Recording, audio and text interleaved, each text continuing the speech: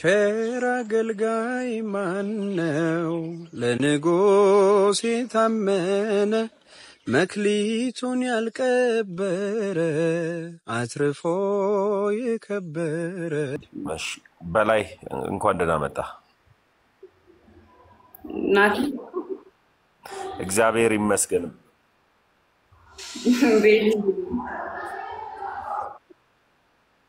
እግዚአብሔር ይመስገን ሁሉ ሰላም። ቤል አለን። ስለ መዳን ነበረ እየተወያየን የነበረውና መዳን በእምነት ብቻ ነው ብለህ ነው የምታምነው? በላይ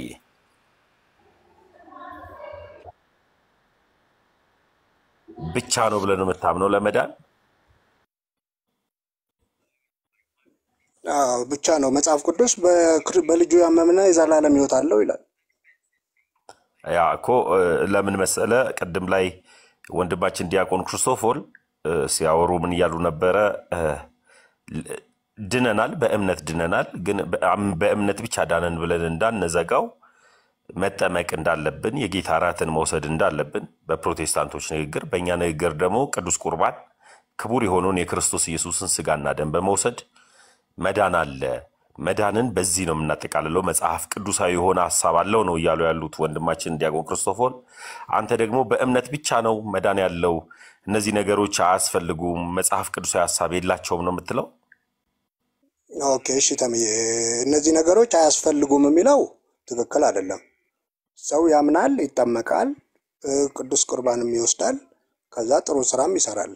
ግን መጽሐፍ ቅዱስ ለመዳን የሚያስፈልገው በልጁ የሚያምን የዘላለም ሕይወት አለው። ሙሴ በምድረ በዳ እባብን እንደሰቀለ በእርሱ የሚያምን የዘላለም ሕይወት እንዲኖረው ስለዚህ በላዬ አሁን ስለተባለ መልካም። አሁን የሰበሰብካቸው የተናገርካቸው ቃላቶች ቅዱስ ቁርባንም ጥምቀትም የጌታ እራትንም ደግሞ አሁን የጠራሃቸው ሁሉ ሐሳቦች ለመዳን አስፈላጊዎች ናቸው ብለን የምታምነው? አዎ፣ ከእምነት የተለጠሉ አይደሉም፣ ግን የሚያድነው እምነቱ ነው። ገብቶኛል። እሱማ እኮ መቼም እብስቱን አንስተን ይህ እኮ የስንዴ ቂጣ ነው ብለን አይደለም የምንበላው፣ የጌታ ስጋ ነው ብለን ነው የምንበላው፣ አምነን ማለት ነው። እና ዛሬ ላይ ሁሌ በየቀኑ በየሳምንቱ በየዕለት በዕለቱ እየታረደ የሚሰጠን የክርስቶስ ኢየሱስ ስጋ የለም። እብስቱን አንስቶ ሰጣቸው እንደሚለው ይህ ህብስት የክርስቶስ ኢየሱስ ስጋ ነው ብለን አምነን ነው የምንበላው። ደግሞ ሁሌ ደግሞ የሚፈስ ደግሞ ደም የለንም። ወይኑንም አንስተን ይህ የክርስቶስ ኢየሱስ ደም ነው ብለን አምነን ነው የምንጠጣውና አሁን እኔ የምጠይቅህ እነዚህ አሁን ውሃ ጥምቀቱ ክቡር የሆነው የክርስቶስ ኢየሱስ ስጋ ክቡር የሆነው የክርስቶስ ደምም ያድናል ብለህ ነው የምትወስደው አብረህ ስትወስድ ከእምነት ጋር? ኦኬ፣ መጽሐፍ ቅዱስ ምን ይላል? ያመነ የተጠመቀ ይድናል አለ እንጂ ጥምቀቱ እንደዚህ ነው ብሎ ያመነ ወይ ጥምቀቱ እንደዚህ ሊሆን ነው ብሎ እዛ ላይ በላይ ያው እንድትረዳ ይፈልጋሉ አንድ ጊዜ። አሁን ይኸውልህ ጥቅሱን እንደፈለግነው ልናረገው አንችልም። መጽሐፍ ቅዱስ ተጽፎልናል። ያስተውሉ ዘንድ አእምሯቸውን ከፈተላቸው ይላል መጽሐፍ ቅዱስ ሲናገር። ለሚባል ነው ዲያቆን ቅድም ላይ ያነሱት ድንቅ ሐሳብ አለ። ድንቅ ሐሳብ አለ። ያ ድንቅ ሐሳብ ምንድነው? እምነት ብቻ ያድናል የሚባለው ሐሳብ ልክ አይደለም። ከእምነት ጋር በተያያዘ ክቡር የሆነው የክርስቶስ ኢየሱስ ስጋና ደም ደግሞም ጥምቀቱ ያድናል። ይህ ማለት ግን እምነት ብቻውን ተነጥሎ ያለ ስጋ ደሙ ያለ ጥምቀቱ እምነት ብቻ አድኖኛል ብዬ ግን መሄድ አልችልም ነው ሲሉት የነበረው ዲያቆን ያነሱት ሐሳብ። አንተ ግን እምነት ብቻ ያድናል ያለ ጥምቀትም ያለ ክቡር ስጋ ደሙ አያስፈልግም። እነዚህ ሁሉ ብቻ እምነት ካለ መዳኔን በቅጽበት አረጋግጫለሁ አምኛለሁ ካልኩኝ በቃ መንግስተ ሰማያት ነው ያለው፣ አድራሻዬ መንግስተ ሰማያት ነው ብለህ ታምናለህ ወይ ነው? በዚህ ታምናለህ ወይ? በዚህ ትምህርት በዚህ አስተምህሮ ታምናለህ ወይ? ትቀበላለህ ወይ ነው የኛ ሐሳብ። እሺ ተምዬ፣ እኔ ጥምቀት አያስፈልግም ቅዱስ ቁርባን አያስፈልግም በሚለው አላምንም። እንደዚህ የሚባል ነገር በሚል ፕሮቴስታንትም ያለ አይመስለኝም። እኔ ግን እያልኩ ያለሁት አንደኛ ሰው አምኖ ከዛ በኋላ ይጠመቃል፣ ከዛ በኋላ ቅዱስ ቁርባን ይወስዳል። ኦኬ፣ ስራም እየሰራ ሊኖር ይችላል። ግን አሁን ለምሳሌ የኢትዮጵያ ኦርቶዶክስ ቤተክርስቲያን አምኖ ተጠምቆ ቅዱስ ቁርባን ወስዶ ከዛ ስራ ሰርቶ ይድናል የሚል የተጻፈ ዶክትሪን አላት። አሁን ዛሬ ተጠምቆ ከነጎዲያ ደግሞ አላት እንደዛ የሚል ትምህርቱ ከየት መጣ ነው የምልህ? ወይ መምህር ከመጽሐፍ ቅዱስ እንጂ የተጻፈ ነገር የላትም ቤተክርስቲያኗ። ወይኔ መጽሐፍ ቅዱስ የቤተክርስቲያን እኮ ራስ እኮ ነው እኮ። መጽሐፍ ቅዱስ እኮ ዶግማው የሚወጣው እኮ ከመጽሐፍ ቅዱስ እኮ ነው እኮ የቤተክርስቲያን ዶግማ የሚወጣው። ለምሳሌ ያክል ሚስጥረ ጥምቀት ብላ ታምናለች ቤተክርስቲያን፣ ጥምቀት ዶግማዋ ነው። ሚስጥረ ቁርባን ብላ ታስተምራለች፣ ቁርባን ዶግማዋ ነው። ስለዚህ አስተምሮሃ ነው። የክርስቶስ ኢየሱስን ትንሣኤ ሙታን ብላ ታስተምራለች፣ ይህም ዶግማዋ ነው፣ አስተምሮሃ ነው። አልነጣጠለችው። ገብቷል? ስለዚህ እነዚህ ሊነጣጠሉ የማይችሉ የቤተ ክርስቲያን ዶግማ ስለሆነ አስተምሮዋ ነው። ልክ ነው። ከቤተ ክርስቲያን አስተምሮ ውጭ የሚወጣ ነገር የለም። ይህንን ታስተምራለች ካልክ ይህንን ካላመንክ ነው ማትድ ነው። እንዲያው ጥምቀቱን ሚስጥረ ጥምቀቱን ለምሳሌ ልነግርህ እኮ ነው። ይሄ ነገር ግን ቆይ እኔ ለመዳን ፈለኩ። አሁን ቆይ ስማኝ፣ ኦርቶዶክስ ለመሆን ለመዳን ፈለኩ ልበልህና በምንድን ነው ምድነው ስል በዚህ መንገድ ትድናለህ ብላ ቤተክርስቲያኑ ያስቀመጠችውን ነገር ብታሳየኝ ደስ ይለኛል። ለመዳን ከፈለክ ማለት ነው። መልካም ይኸውልህ፣ አሁን ለመዳን ከፈለክ ኦርቶዶክስ ለመሆን ዝግጁ ነህ በዚህ ሰዓት ቤል? እኔ አሁን ነግርሃለሁ በምን መዳን እንደምትካው ሳይሆን የመዳኛው መንገድ ነገርኛ ፖለቲካ አይደለ ወይ? በመዳን እኔ የትኛው እኔ ያውላችሁ እንደ ዘመናዊ ሰው እንሁን። ፖለቲካ የሚባል ሃይማኖት ውስጥ የለም። ሃይማኖት መዳኛ የሆነ እውነት ያለበት አመነ ከሚል እምነት ከመጣ አስተምህሮ ጋር የሚቀጥል ነው እንጂ ፖለቲካ እኔ ስለምን ፖለቲካ ነው መታወራይ? አሁን እኔ በላይ ለመዳን ኦርቶዶክስ ለመሆን ፍላጎቱ ካለው እንዴት ድናለው? የኦርቶዶክስን አስተምህሮ ንገረኝ ካልከኝ እነግርሃለሁ። ከኔ በተሻለ ደግሞ ዲያቆን ከመጽሐፏ እሷ ከጻፈችው ቤተክርስቲያኗ ከጻፈችው ለምን መሰለህ አሁን እዚህ ላይ የሚነገረውና ቤተክርስቲያኗ የምትለው አንድ ላይ ሆነ ስለሚችል። እሺ መልካም። አሁን እዚህ እኔ ያወራው ካለውት መቼም እኔን ሿሿ አይሰሩኝም። ቤተክርስቲያኗ ለአንድ ለተመስገን ተብሎ የተቀመመና የተቀነነ አስተምህሮ የላትም። እኔ ልክ እንደምታውቀው ከእናንተ ጋር ፕሮቴስታንት የነበርኩኝ ልጅ ነኝ። በዚህ ፕላትፎርም ከመነጋገር ውጪ መሬት ላይ ሄጄ የቤተ ክርስቲያኑ አስተምህሮ መዳን እፈልጋለሁ። ልክ ኢትዮጵያዊ ጃንደረባው ልጠመቅ ምን ይከለክለኛል እንዳለው እኔ አሁን ለመዳን ምን ያስፈልገኛል? መዳን እፈልጋለሁ። ልቤ ወደ ኦርቶዶክስ ሸፍቷል። ልቤ ከሸፈተ ደግሞ ስጋ የማይመጣበት ምንም አይነት ምክንያት የለም። ሰል እመን፣ ተጠመቅ፣ ክቡር የሆነውን የክርስቶስ ኢየሱስን ስጋና ደም ውሰድ፣ ትድናለህ ተባልኩ። ዛሬ ነገ ከነጎዲያ ሳልል ትምህርቱን ተምሬ አውቄ ተረድቼ ይህ የቤተ ክርስቲያኑን አስተምህሮ ገብቶኝ አሁን የምነግርህን አንተ ለመዳን የሚያስፈልጉን ኦርቶዶክስ ሊያስበል የሚችለው እኔ አሁን የነገርኩ ነገሮችን ነው። ሳታመን ሳትጠመቅ በቃ ገባኝ። ክቡር የሆነውን የክርስቶስ ኢየሱስን ስጋና ደም ሳትወስድ አትድንም። እሺ አንተ እንደዚህ ብለህ ነገርከኝ። እሺ አልኩና ቤተ ክርስቲያኗ ደግሞ ሌሎችም መጽሐፍት ላይ የመዳን ትምህርት አለ፣ ቃል ኪዳኖች አሉ ትለኛለች። ስለዚህ ስለምን መጽሐፍ ነው አንተና ቤተ ክርስቲያኗ የምትነገረው ተጋጨ ማለት ነው። ያው ለምን አለ መሰለ በላይ ስለምን መጽሐፍ ነው የምታወራው? ኢየሱስ ላይ እያወራን ለምሳሌ ያክል ስለ ጮማ መብላት እያወራን ቆይ አንድ ጊዜ አዳምጠኝ። ስለ ጮማ መብላት እያወራን ተነስተ ለምንድን ነው ከጮማ ጋር ሸንኮራ አገዳ አንበላም የሚል የማይገናኝ ሐሳብ ነው የምታወራኝ? እኔ እያወራው ያለሁት ስለ መዳን ነው። ቤተ ክርስቲያኗ እነዛን እኮ ሸንኮራ አገዳ አላለቻቸውም። አንተ አሁን ቲክቶክ ላይ ያለው የተጻፈው ወይ ያሳየኝ። ይሄ ነው ይሄ ነው። ያዳምጠኝ አንድ ጊዜ። ሌሎቻችሁ ሰዎች እዚህ ጋር ታች ላይ ከላይ አውራ የምትሉኝ ሰዎች እቤታችሁን ከፍታችሁ ኢንቫይት አድርጉትና አውራ በሉት። እያወራው ነው ያለሁት። በቃ አሁን ነግሬያችኋለሁ። ከዚህ በኋላ እንዳትጽፉ። ሰው እያወራው እኮ ሜንሽን እያደረጉኝ አስጨነቁኝ። አሁን እየነገርኩ ያለውን ሐሳብን ተረዳኝ አንድ ጊዜ። እኔ ኦርቶዶክስ ነበርኩ ስልህ ኦርቶዶክስ የሆንኩት አምኜ ነው። አምኜ ተጠምቄ ክቡር የሆነውን የክርስቶስ ኢየሱስን ስጋና ደም ወስጄ ነው ኦርቶዶክስ የሆንኩት። ሌላ ትምህርት ቤተክርስቲያኑ አታስተምርም ከኔ ውጪ። እኔ ከዳንኩበት ትምህርት ውጪ ሌላ ትምህርት አለ የምትለኝ ከሆነ ታሳየኛለህ። ሌላ ትምህርት ካለ ታሳይኛል። እሺ ከሌለ ተምዬ ግን አሁን ከሌለ ግን ተምዬ ቆይ በላይ አንድ ጊዜ እሺ እድሉ ሰጣለሁ። በጌታ ተረጋግተን ማውራት ፈልጋለሁ። ለምን ቢባል ልክ እኔ እንዳንተ እከራከራቸው ነበር አለ ኦርቶዶክሳውያኖችን ሲገባኝ ነው ኦርቶዶክስ ሆንኩት። አሁን ደግሞ ሊገባው ከመጣ ጴንጤ ጋር ደግሞ ተረጋግቼ ነው ማወራው። ተረጋግቼ አወራለሁ፣ ተረጋግቼ እነጋገራለሁ። ቤተክርስቲያን ለመዳን ምን ያስፈልገኛል ብዬ ነው የጠየቅኩት። እኔ ለመዳን ማመን ይጠበቅብኛል በክርስቶስ ኢየሱስ። ሳላምን መዳን የለብኝ ስለማልችል ያመንኩትን ኢየሱስ ክርስቶስ ደግሞ ለመዳን የውሃ ጥምቀት ከሕያዋንና ከሙታኑ ጋር ትንሣኤ ሆኜ ለመነሳት የውሃ ጥምቀት መውሰድ አለብኝ። የውሃ ጥምቀትን ደግሞ መወስዶ ደግሞ ለመዳን ነው፣ ተነጣጥሎ የተቀመጠ አይደለም።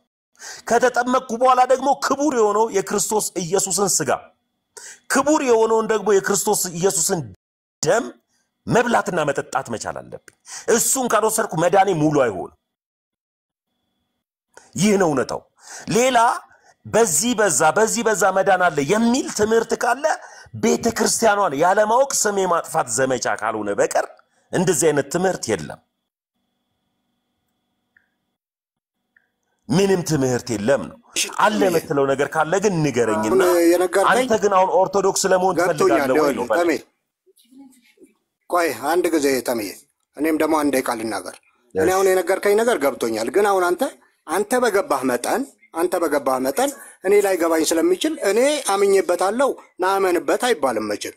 ስለዚህ ለምሳሌ እኔን ብትጠይቀኝ ሂድና ዌብሳይት ላይ ግባና የኢትዮጵያ አብያተ ክርስቲያናት ካውንስል ገጽ 14 ላይ በምን እንደሚዳን ቁጭ ተደርጎ ተቀምጧል። ስንት 14 ላይ በዚህ መንገድ ለማወቅ ነው። ቆይ በትልቁ ላርግ እግዚአብሔር ይባርክ። አሁን በትልቁ አርግ ያለው ገጽ 14 ያልከውን አላቀውም። ምን ያው ለምሳሌ ያክል ሸውደውኝ ከሆነ አንድ ጊዜ ልናገር እንማማርበታለን። ከፈተው ገጽ 14 እሺ ነው ልናገር አንዴ ሚውት አርግልኝ። ስለዚህ እዛ ላይ ገልጦ ማሳየት ይቻላል። አንተ ደግሞ የተጻፈ ያልኩት የቤተ ክርስቲያን ትምህርት ነው ካልክ አውጥተ እዚህ ጋር ቤተ ክርስቲያኗ በዚህ መንገድ ትድናለች ብለሃኛል ብለህ ትነግረኛለህ። ካለበለዚያ ቤተ ክርስቲያኗ ግን ታምረ ማርያም ላይም የመዳኛ መንገድ አላት፣ አቡነ ተክለ ሃይማኖት ገድል ላይም የመዳኛ መንገድ አላት። አውጣው እስኪ አሁን ለምሳሌ ያልወሰነችውን ቲክቶክ ላይ በላይ በላይ አንድ ጊዜ አዳምጠኛ። ቆይ አንድ ጊዜ አዳምጠኝ። ምን አለ መሰለ ሰው በአፉ ፍሬ ምን ይላል ይጠመዳል። ሰው ንግግሩን ስለሚመስል ማንነትን ለማወቅ ንግግርህን መቆጠብ መቻል አለብህ። ለሚባል አንድ አበሻዊ ቋንቋ አለ። አፍ ሲከፈት ጭንቅላት ይታያል ይላል። አፍህ ሲከፈት ጭንቅላት ከመታየቱ በፊት እኔ መጠይቅህን ጥያቄ ብቻ ትመልስልኛል። ቤተክርስቲያን ስድብ ይቅርታ። ቆይ አልሰደብኩም። ለምን ደው ሰድበ ቤተክርስቲያኗ ቤሊ አንዴ ላውራው ተመስገንን እባክህ። ቆይ እህት አለም ቆይ እናወራለን። ቆይ ከቤል ጋር ላውራ አልጨረስኩም። ቤሊ እሺ ብሏል ተመስገን እኮ። አይ ከሱ ጋር አልጨረስኩም። ልጨርስና ቀስ ብለን እናወራለን አለውኝ። የትም አልሄድም። መጀመሪያ ከቤል ጋር ልጨርስ። ከያቅጣጫው እኔ ቆይ እህት አለም ከቤል ጋር ነው ማወራው። ካገኘው ሰው ጋር እኔ እንትና ያበድኩ ውሻ አይደለሁም። እዚህም እዛም ሄጄ አልጮህም። ስለዚህ ከሱ ጋር ነው የምጨርስ። ቆይ ከሱ ጋር ልጨርስ እህት አለም ከሱ ጋር ልጨርስ እኮ አልኩሽ። በቃ ሚውት አርጊ። በላይ እንድትረዳ የምፈልገው ነገር አለ። ምን አለ መሰለ እንድትረዳ የምፈልገው ነገር ቤተክርስቲያን ልታስተምር የምትችለው የመዳኛ መንገድ ብላ የምታስተምረው እስኪ የቤተክርስቲያኗን ዶግማዋን ንገረኝ እስኪ በላይ ለመዳን ዶግማውን ንገረኝ ተምዬ። አሁን ጥያቄው ባትሻሻው ደስ ይለኛል። ቤተክርስቲያኗ የተጻፈ የመዳን ትምህርት አላት ወይ? ያውላት የቲክቶክን ላምን አልችልም እኔ ለምን እኔ እሺ የቲክታክ የሚባል ስለሌለ ነው። አሁን ለምሳሌ ያክል የቲክታክ የሚባል አስተምህሮ የላትም ቤተክርስቲያን። ቲክታክ ላይ ያለነውን ራሱ ወጣቶችን የምትመራው መሬት ላይ ያለችው ቤተክርስቲያን ናት። አንድ ማስታወቂያ ልንገርህ፣ በቅርቡ የተጀመረ ማስታወቂያ።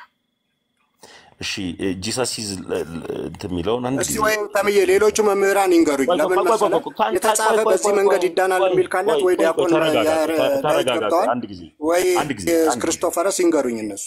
ቆይ ይነግረዋል። እኔ እንዳመለ ነግረህና ከዛ በኋላ ወደ እነሱ እንሄዳለን።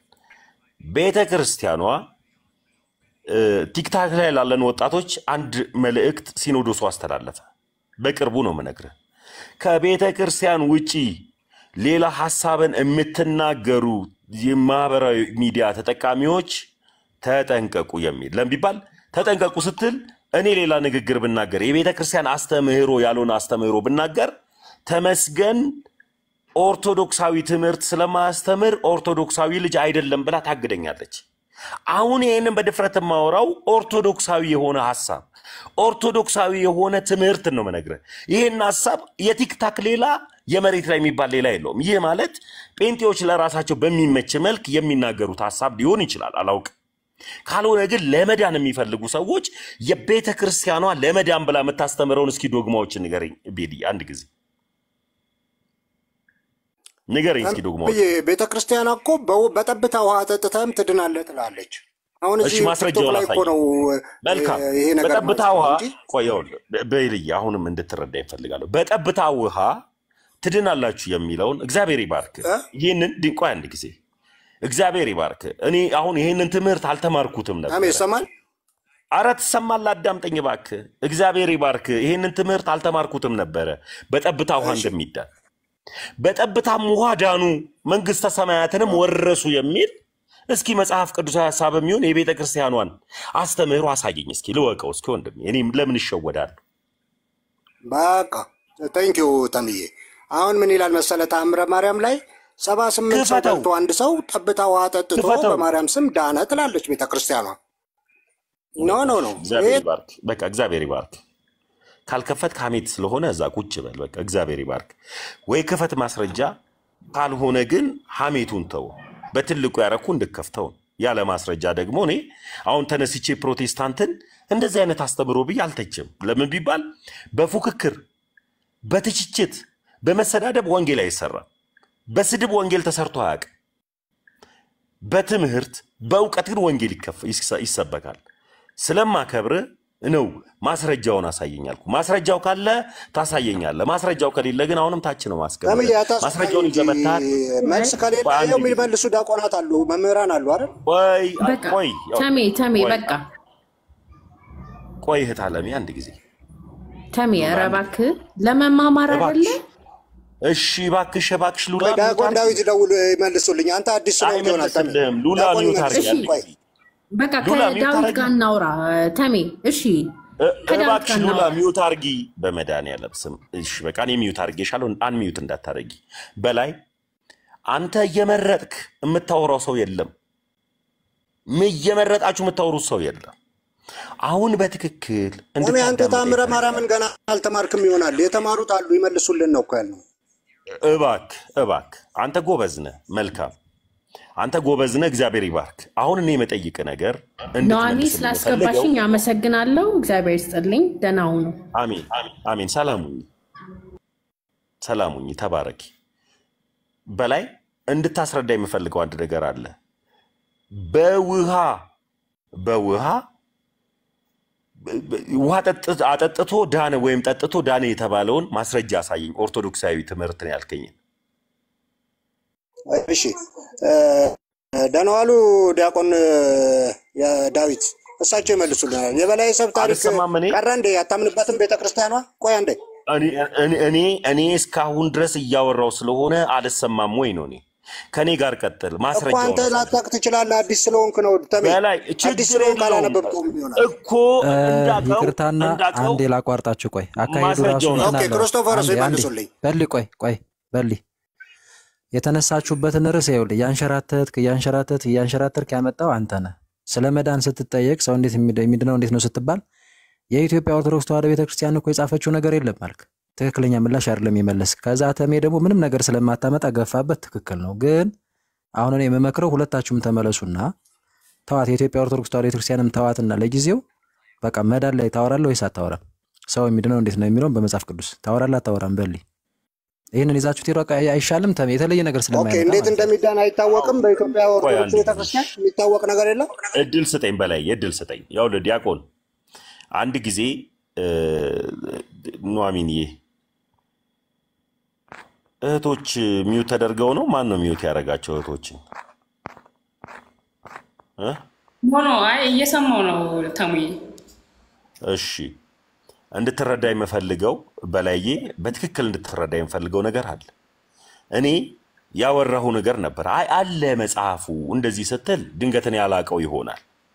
እማላቀውን ደግሞ ለማሳወቅ ነው የመጣው። በላይ ተረጋግተ ለማስተማር ከሆነ እኔ ደግሞ ተረጋግቼ ደግሞ አንተን ለማስተማር ከሆነ እየተማማርን የሆነ እውነት ላይ ለመድረስ ከሆነ በማስረጃ ብናወራው መልካም ነው።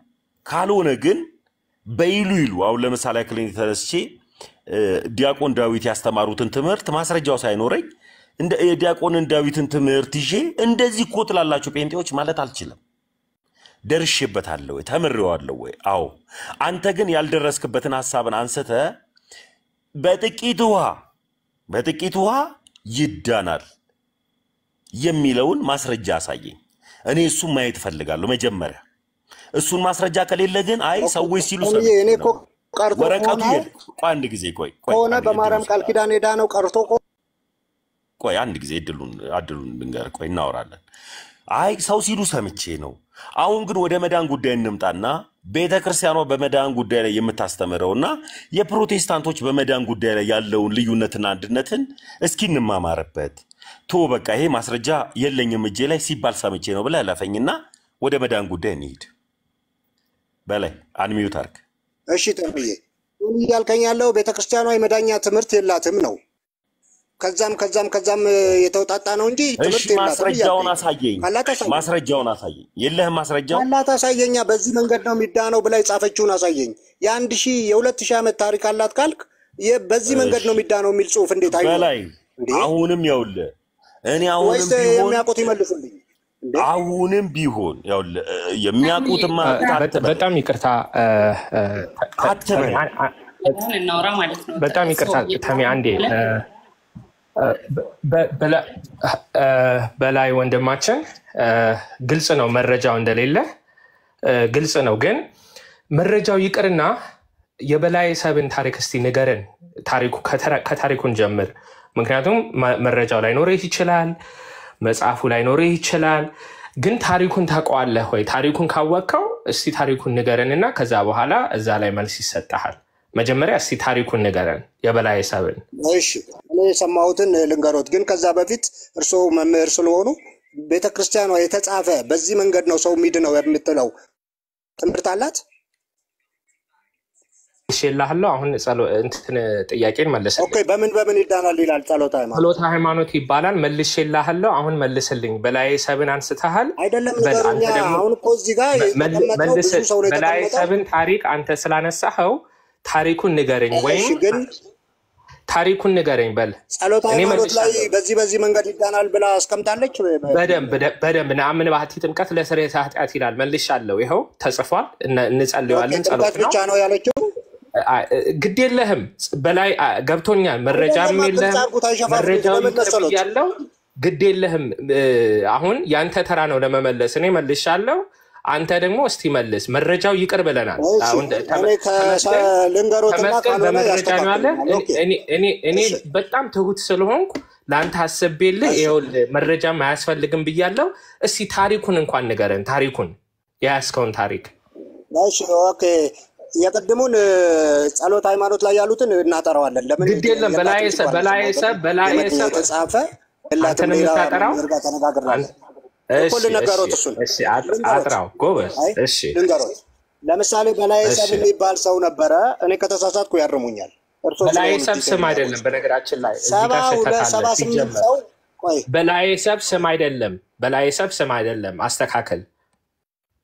ሰው የበላ ማለት ነው። በላይ ሰብ የሚባል ስም የለም።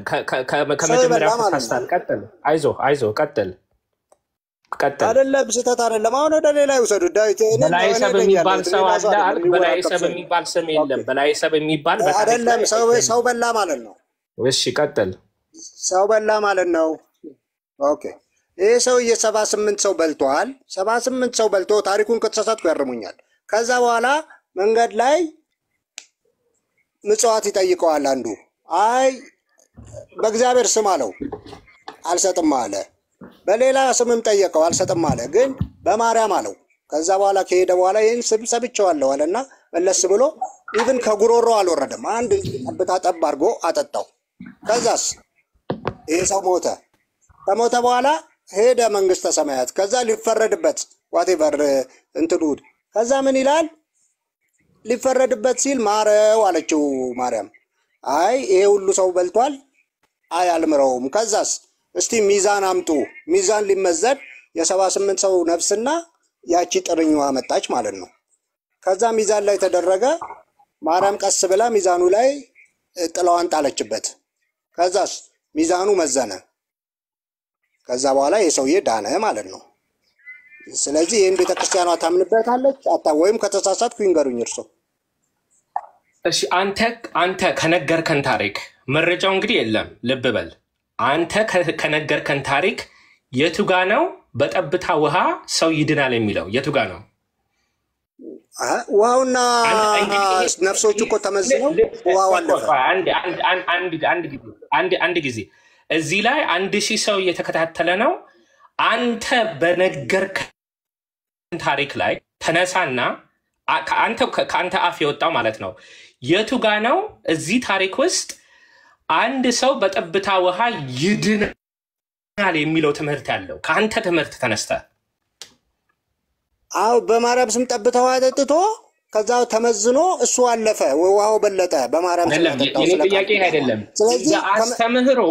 እንደ አስተምህሮ አይደለም በላይ ቀደም ከተመስገን ጋር ስትነጋገር የኢትዮጵያን ኦርቶዶክስ ተዋሕዶ ቤተክርስቲያን እንደ አስተምህሮ ብለሃል። በጠብታ ውሃ ይድናል ብሎ ታስተምራለች። የዚህም መረጃ ተአምረ ማርያም ላይ አለ አልከ። እሺ መረጃው ሲባል መረጃው የለኝም አልከኝ። መልካም፣ ያለ መረጃው ታሪኩን ንገረኝ አልኩ። ታሪኩን መረጃው እንደ ከነገርከኝ ታሪክ ተነስተ መጽሐፉን ማጥቆይ አልጨረስኩም። በላይ አልጨረስኩም። አይ ተሳስተሃል ላይ በሉኛል። የቱ ጋ ነው ረሳኝ በራቶ የት ሁኔታ ደስ አይለም። ይገባኛል እኮ ከነገርከን ታሪክ ተነስተ የቱ ጋ ነው ኦርቶዶክስ ተዋሕዶ ቤተክርስቲያን በጠብታ ውሃ ትድናላቸው የሚል አስተምሮ ተአምረ ማርያም ላይ የተጻፈው? ከነገርከን ታሪክ ተነስተ አሁን ቀጥል። ኦኬ እሺ። ስለዚህ በላይ ሰብ በዚህ ምክንያት በማርያም ቃል ኪዳን አጠጥቶ ዳነ። ዛሬ ደግሞ በዛ ስም የሚያጠጣ ሰው አይድንም እያሉኝ ነው። በማርያም ቃል ኪዳን የሚያጠጣ ሰው ቀርቷል፣ ድሮ ነው። ምንድነው? አይደለም ትምህርቱ እኮ የመጣው በዛ እኮ ነው። ባይ ዘ ዌይ በጣም ይገባኛል። የተናገርከው ነገር አልጨረስኩም። አንዴ የተናገርከው ነገር አንደኛ ውሸት ስለሆነ፣ ሁለተኛ ኤምባራሲንግ ስለሆነ የማትለው ነገር የለም። የተጻፈ አላት ያሉት አይደለም። ቤተክርስቲያኗ የተጻፈ መጽሐፍ አላት ያሉት ውሸት ነው። ዳቆን አንድ ነገር ልንገርህ። እኔ ስናገር እኔ ላይ በመናገር ውሸቱ ወደ እውነት አይቀየርም። በነገራችን ላይ እኔ ስናገር አይደለም ውሸት ነው ያገሩት። የተጻፈ የላትም ማከን በከማናገር የተጻፈ የላትም ብሎኛል። እኔ ኢንተረፕት በማድረግ ያንተ ውሸት ወደ እውነት አይቀየርም። በዚህ መሰረት አይደለም ወደ እውነት የሚቀየረው። አሁን ያለ ምርጫ ሁለት ነው። አንድ ልጅነት ይዞኝ ነው፣ ስሜታዊነት ይዞኝ ነው፣ ተሳስቼ ነው ይቅርታ ብለህ ጠይቅ። ምክንያቱም መረጃ የለህም። ወይም ታሪኩ ሳይገባኝ ነው የተናገርኩት ብለህ መስክር። ምክንያቱም አንተ በነገርከን ታሪክ ላይ እንደ አስተምህሮ ጠብታ ውሃው ያድናል የሚል አንተ እኮ የነገርከን እኮ ነው። ይሄ እኮ አንተ እኮ የተናገርከው ቃል እኮ ነው። መረጃው እኮ መምጣት ነበረ። ተመስገን እኮ በመረጃ ነው ያለ። መረጃው ቀርቶ አንተ በነገርከን ታሪክ እንኳን የትም ቦታ ጠብታ ውሃ ለድነት ይበቃል፣ በዚህ ነው የምትድኑት የሚል አስተምህሮ የለም። ዲያቆን እሺ ቀጥል። ተመስገን እያሉ ያሉት ከታች ላላችሁት እያሉ ያሉት ቆይ አንድ ጊዜ ቆይ ቤሊ፣ አንድ ጊዜ በቃ በማርያም ስም ይደረግ ምንም ዋጋ የለውም ብሎ ነው ድሮ ቤሊ በቃ ደግሞ ለሌላ ሰው ይሰጥ። ቤሊ ኧረ ላወራሽ ነው አንድ ጊዜ በቃ ቤል እኔ ነኝ ያስወጣሁት፣ እንዳታስገቢው ነው። አሜን። ከዚህ በኋላ ቃለ ሕይወት ያሰማልን። ዲያቆን ዳዊት ለምን ቢባል ሐሳቡ ላይ እንድናወራ መጽሐፉን ቢከፍት መልካም ነበር እና ሳይከፍት እንዲሁም እርሶ ምህረት አድርገውለት ሐሳቡ ላይ እንድናወራ ተብሎ ምንም ሐሳቡ ላይ ሊያወራ ስላልቻለ ቤልን እንዳታስገቢው ከዚህ በኋላ ማስረጃ ግን አለኝ ብሎ ታች ላይ ሲጽፍ ማስረጃው አለኝ ልከፍትላችሁ ነው ሲል ከሱ ጋር እንቀጥላለን ከዚህ በኋላ እንዳይገባ እሺ ሉላ ሰላም ብለን ተሙዬ ከዚህ በኋላ ታስገቡት ሳይሆን በቃ ሐሳብ ላይ መነጋገር ሉላ ሰላም ብለናል ሰላምታ ብቻ ስጭን ሰላም ብለናል ሰላም ተሙዬ ምንድነው ሐሳቡ ላይ መነጋገር ካልቻለ ሉላ እሺ ሉላ አንድ ጊዜ ሉላ እንኳን ደህና መጣሽ መልሱን ብቻ መልሽልኝ እንኳን ደህና ቆየኸኝ ተሙዬ እግዚአብሔር ይመስገን የት ቤተ እምነት ሉላ ደህና ነው ወንድሜ እግዚአብሔር ይመስገን ሁሉ ሰላም የት ቤተ እምነት አንድ ላይ ነበርን ከዚህ በፊት ምናመልከው አንድ ቤት ነበርን የት ወንጌላዊ ቤተ እምነቶች ውስጥ እኮ ወንጌላዊ ቤተ እምነት የት ነበር እኔ የማመልከው የነበረው እህታለ ወይ ተሜ በእናት አሁን አይ ማወቅ ፈልጌ ነው የት ነበር አብረን ምናመልከው የነበረው መቼም አብረን ነበር ምናመልከው የነበረው አብረን ነበር ስንራመድ የነበረው አስፓልትም እኩል ነበር የተሻገር ነው የሚባለው ነገር ተተን የት ነበር ምናመልከው እህታለ ተሜ አሁን ፕሊዝ አሁን ወንድማችን ዳዊትም ያለ ቁም ነገር ላይ ያወራን አሁን የት ነው እባክህ ተሜ ቤተ እምነትሽን አውቀዋለሁ ወንጌላውያን ነሽ ግን የት ነበር አብረን ምናመልከው የነበረው እና ደግሞ እኔ ከዚህ በፊት ወንጌላዊ አማን ነኝ ብለስ ስታገለግል ነው ማቀና እኮ እሱነቱን ታዲያ አብረን አላመለክንማ ሱፍ የለበሰው ሁሉ ፓስተር አይደለም ማለት እኮ እሺ ምን ችግር አለው የቸርች ነሽ መልካም የቸርች ነሽ አሁን እኮ የሚያጨቃጭቅ ነገር የለም አሁን አንድ አይደለም ካልክስ ኦኬ የቸርች ነሽ ሙሉ ወንጌል መልካም አሁን ምናወራው መዳን ላይ ነው ሉላዬ መዳን ላይ ነው ዲያቆን ስላሉ እሺ ቆይ ባክሽ የሆነ የሚዩት ላረክ ስለው ዲያቆን ስላሉ በመዳን ጉዳይ ከዲያቆን ጋር ትነጋገሪያለሽ ዲያቆን በጣም የተረጋጋ ሰው ነው መዳን ላይ የኦርቶዶክስ መዳኗ ምን ላይ እንደሆነ አንቺም ደግሞ የቤተክርስቲያንሽን መዳን ምን ላይ እንዳለና እሱ ላይ ተወያዩ ዲያቆንዬ ይቀጥሉ ዲያቆን ዳዊት ተቀጥል አንድ 10 ደቂቃ ፈልጋለሁ የሆነ ስራ ላይ ስለሆነ ለዛ ነው አለው ግን አንተ ቀጥልና ከ10 ደቂቃ በኋላ ቀጥላለሁ እሺ መልካም እስከዛ ድረስ አንድ ነገር ልበል ተምዬ መዳን ላይ ነው ስለ እኔ አሁን ስለ መዳን ከጠየቀኝ ኦርቶዶክስ ፕሮቴስታንት ካቶሊክ ነው አይመጣልኝም መዳንን ሳስብ የሞተልኝን ነው ማስበው መዳንን ሳስብ የሆነ የሃይማኖት ተቋም አይደለም ጭቅላቴ ላይ የመጣውና እስቲ አንተ ተምዬ እንዴት ነው ዳንከው እስቲ ንገረኝ ድነሃል አንተ መልካም የኔ መዳንን ከፈለክሽ ልነግርሽ ቆይ መጀመሪያ ቆይ ድነሃል እህቴ አው ልቀጥል መዳኔን ከፈለክሽ ድነሃል ወይ ለሚለው ነገር ነው መጀመሪያ ድነሃል እህት አለሜ እንዴት ልመልስልሽ አፌ ላይ እየገባሽ እኔ አፌ ላይ አትግቢያ ልመልስልሽ ተሜ ታዲያ እንዴት ዳንክ አይ አይደለም መጀመሪያ ድኛለው ወይም አልዳንኩም ብለህ ነው የምትጀምረው ኮንቨርሴሽኑን ድነሃል ወይስ አልዳንክም እባክሽ ልመልስልሽ ስል አፌ ላይ አትግቢ ሉላ በጌታ አትግቢ እኔ ተመስገን ድሮ ያልዳንክበት ቤት ነበርክ አሁን ድነሃል ወይ ለሚለው ጥያቄ እማልድንበት ቤት ስለማልመጣ እዛ ቤት ውስጥ መዳን የለም ብዬ ስላሰብኩኝ ወደ ትክክለኛው ማዳን ጥያቄ ኑሃሚም አለች እዚህ ጥያቄ እሱ አይደለም ድነሃል ወይስ አልዳንክም መጀመሪያ yes or no እህት አለሚ አሁንም መጽሐፍ ቅዱስ ሲናገር ምን ይላል መሰለኝ ማናረገው የተሻለ ነው ድኛለው ብዬ ማምንበት ቤተ እምነት ውስጥ ነው የመጣሁት ካለ ድኗል ማለት ድኛለው ብሎ ያምናል ማለት አንዳንድ ነገር ታዲያ yes አይልም ኑሃሚዬ ወይማ ይኸውልሽ ሉላ አንድ ጊዜ ብቻ ተረጂኝ ከይቅርታ ጋር ስናወራ ስለ መዳን እንድናወራ ነው አይደል እንድንነጋገር የፈለኩት ስለ መዳን ስናወራ ሉላ እኔ ወደ ምድንበት ቤተ እምነት ነው የመጣሁት እውነቱን ለመናገር መጀመሪያ ድነሃል ወይስ አልዳንክም ተሜ ይኸውልሽ ወደ መዳን ወዳለበት መዳን ወደ ማገኘት በቃ እሺ በቃ ከሌላ ሰው ጋር አውራ መጀመሪያ ድንነትን አዎ ካላልከኝ እሺ መልካም ይኸውልሽ እህት አለሚ አንድ ጊዜ ሉሊት እኔ ያው ልጠይቅሽ የምገባው ሉላ ድነሻል አልዳንሽም የሚል ጥያቄ ይሄ የህፃን ጥያቄ አልጠይቅሽም። እኔ ብጠይቀኝ በእርግጠኝነት እነግርሃለሁ። አንተ ለምን በእርግጠኝነት ያው እኮ ልነግርሽ ነው። አንድ ጊዜ በጌታ ጉዳዩ ፐርሰናል ኬስ ስላልሆነ የፐርሰናል ጥያቄ ስላልሆነ በመድኃኒዓለም ሉላ ደህና ነሽ? እሺ በቃ አይ በቃ እሺ ተምዬ ሌላ ነገር ተሜ ፍቀድ ሌላ አውራት አንዴ ኧረ አውራትን ካኒ በቃኝ እንዴ አይ በቃ ተሜ ጋር ነው የምታወራው። ሚዩት አድርግ አንተ አንዴ ሎላና ተሚያወራ አትረብሽ ድነሃል አልዳልክም የሚል ጥያቄ ይከብደዋል። ሶሚ ሉላ ኖአሚዬ ለምን ነው ዳኒን ያወጣችሁት? እኛ አስወረድኩት አይመለከትም። ተሜ ፌር አይደለም። አንቺም እኮ ተሰናብተሽ ወርደሽ ነበር እህታችን። እኔ እንኳን ቁጭ ብዬ ጣልቃ እየገባሽ እየበጠበጥሽ ነበር። እኔ እኮ ማስረድ ትችላላችሁ። ከሌላ ሰው ጋር ላውራ እያልሽ እኮ ነበር አይደል እንዴ? ሰዋት እናወራለን። ክሪስቶፈር አይ ፌር አይደለም። ቴንክ ዩ ኖአሚዬ አውሪ ሉላ አልዳንኩም። በነገራችን ላይ ፐርሰናል ጥቅጥቅ ባናደርገው ደስ ይለኛል። እዚህ ጋር ሁላችንም የተቀመጥነው ለመማር ነው አይደል?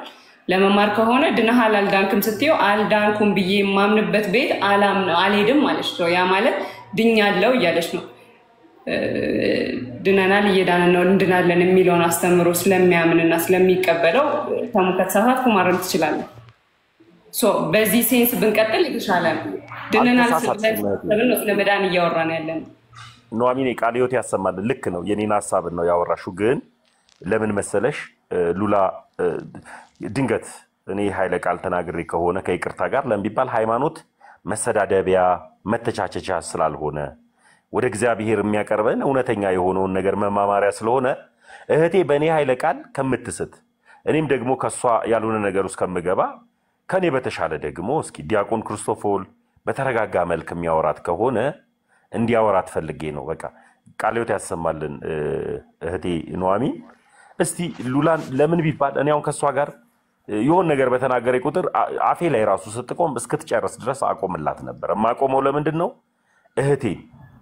እህቴ መዳን አለባት ብዬ ስለማምን እንድትመጣ ስለምፈልግ ነው። እና ሉላ ከዲያቆን ክርስቶፎል ጋር ቀጥይና እኔ ደግሞ በጣም እድሉን ካገኘው ከዶክተር ዳንኤል ጋር ማውራት ስለምፈልግ በመዳን ጉዳይ ያኔ ከዶክተር ዳንኤል ጋር አወራለሁ። ተባረክልኝ። ተምዬ አፍ ላይ የቆምክ ሉላ አይ በቃ በሱ ከቀጠልሽ ሌላ ነው የሚሆነው።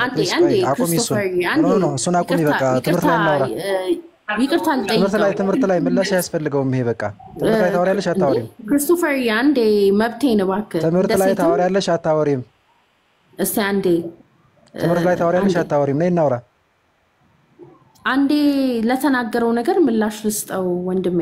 አውሪሽ። አሁን እኮ መመላለስ እንዳይሆን እኮ ነው። መቆሚያ የለውም ጋይስ። ኧረ አይሆንም። ይቅርታ ልጠይቅ ነው፣ ሌላ ነገር የለውም። ኧረ በእግዚአብሔር ተሜ ወንድሜ አፍ ላይ የቆም ከመሰለ በጣም ይቅርታ። ከዚህ በኋላ ሚውት አደርጋለሁ። ግን ዳኒን አታወርዱት። እየተደማመጥን እናወራለን። ምንም ፐርሰናል ነገር የለውም። የመዳን ነገር ሲወራ there is nothing personal እና ኦፕን ማይንድድ ሆነን በነፃነት እናውራ። ኑሐሚንን በጣም አመሰግናታለሁ ለዚህም እስካሁን ላላት ትዕግስት። እንደማመጥ በቃ ዲያቆን ክርስቶፎል ይቀጥሉ። ሚውት ላርግ ሳይሆን እናውራ እንጂ ቅድም ካላወራው ያልሽ የረበሽ ነበር መሀል ላይ እየገባሽና እንዳው ሚውት አርጊ መሀል ላይ ጣልቃ እየገባሽ በሊና ተሙ ሲያወሩ ሁሉ ከዛ እንዳውም ያኮረፍሽ መስለሽ ቻዋልሽ ወጣሽ። እኔው እናውራ ትምህርት ላይ ወይ ጉዴ ምናምን አይሰራም። አሁን ሰው ለመዳን ምንድነው ማድረግ ያለበት? እህታችን ሉላ ወደ ገደለው ግን በመከባበር ክርስቶስ። አይ በጣም በመከባበር ሳላከብርሽ ለምን አወራሻለሁ ታለ እኮ። እሺ ቀጥሉ ወንድሜ። ቀጥሉ ማለት ነው እንጂ አውሪኝ እንጂ እንዴ ላውራ ስል ዝም በይ። ቀጥሉ ሲባል አውሪ እንዴ? ግራ ገባኝ እኮ እንዴ። እኔ ላውራ ከሌላ ሰው ጋር ልቀጥል ብለሽ ከዛ እኔ ገብቼ እኮ እንቀጥል ስልሽ ጠየቅኩሽ አላወራም ማለሽ ምን ማለት ነው? በቃ ተዋት ዲያቆንዬ ተዋት። በቃ ሉላ እናመሰግናለን። እግዚአብሔር አምላክ ይባርክሽ። እንዴ እየመጣሽ ታውራ ቆይ አወራለሁ። አንድ ጊዜ ካልሆነ ይኸውልሽ አሁን ቀጥታ ክርክሩን ትተን ስድድቡን ትተን ወይም ደግሞ ይቅርታ ስድድቡን ትተነው ክርክሩን ትተነው ትምህርት ላይ ለማውራት ሉላ በጌታ ነው የምጠይቅሽ። ስድብ ተናግሬያለሁ። አልተናገርሽም። እኔ ነኝ አፌ ነው የመጣውና እንድትመልሽልን የምፈልገው አንድ ሐሳብ አለ። ዲያቆን ክርስቶፎር እባክዎ መዳን ላይ ቀጥሉ። እስኪ መዳን ላይ ብቻ አውሩ። ለእናንተ ድሉ ልስጦት። ዲያቆን ክርስቶፎር ተባረኩ። ይሄው እኔም እኮ እንደሱ ነው እየሞከርኩ ያለሁት። ሉላ በፍቅር ነው የምናወራው። አይዞሽ ባይዚ መማማር ይሄ የሰፈነበት ምናምን መጽሐፍ ቅዱስ ይዘን መቼም መደባደብ የለብንም አይደል እህቴ? ሜቢ የሆነ እንትን ያልኩሽ ከመሰለሽ ይቅርታ ምናምን እንደዛ አይነት ሰው አይደለሁም። ከሌላው ሰጋዊ ልቀጥል ብለሽ ነበረ። ከዛ ዲያቆን ዳዊት አልተመቻቸውማ እኔ መጣሁ ዜል ልቀጥል። ምክንያቱም የሆነ እንትን ጭቅጭቅ ሊሆን ሆነ ከተሜ ጋር የያዛችሁት ነገር ግላዊ ነገር እየጠየቅሽው እሱ ደግሞ ያልዳንኩበት ቤት አልመጣሁም እያለሽ አንቺም ያደመሽው አልነበረም። ስለዛ እንደዛ ስለሆነ ምንድነው መሰለሽ ያንን እንተውና በመጽሐፍ ቅዱስ ሰው የሚድነው እንዴት ነው ተብሎ ተጽፏል። እስኪ እዛ ጋር መልሽልኝ። እንዴት ነው ሰው የሚድነው?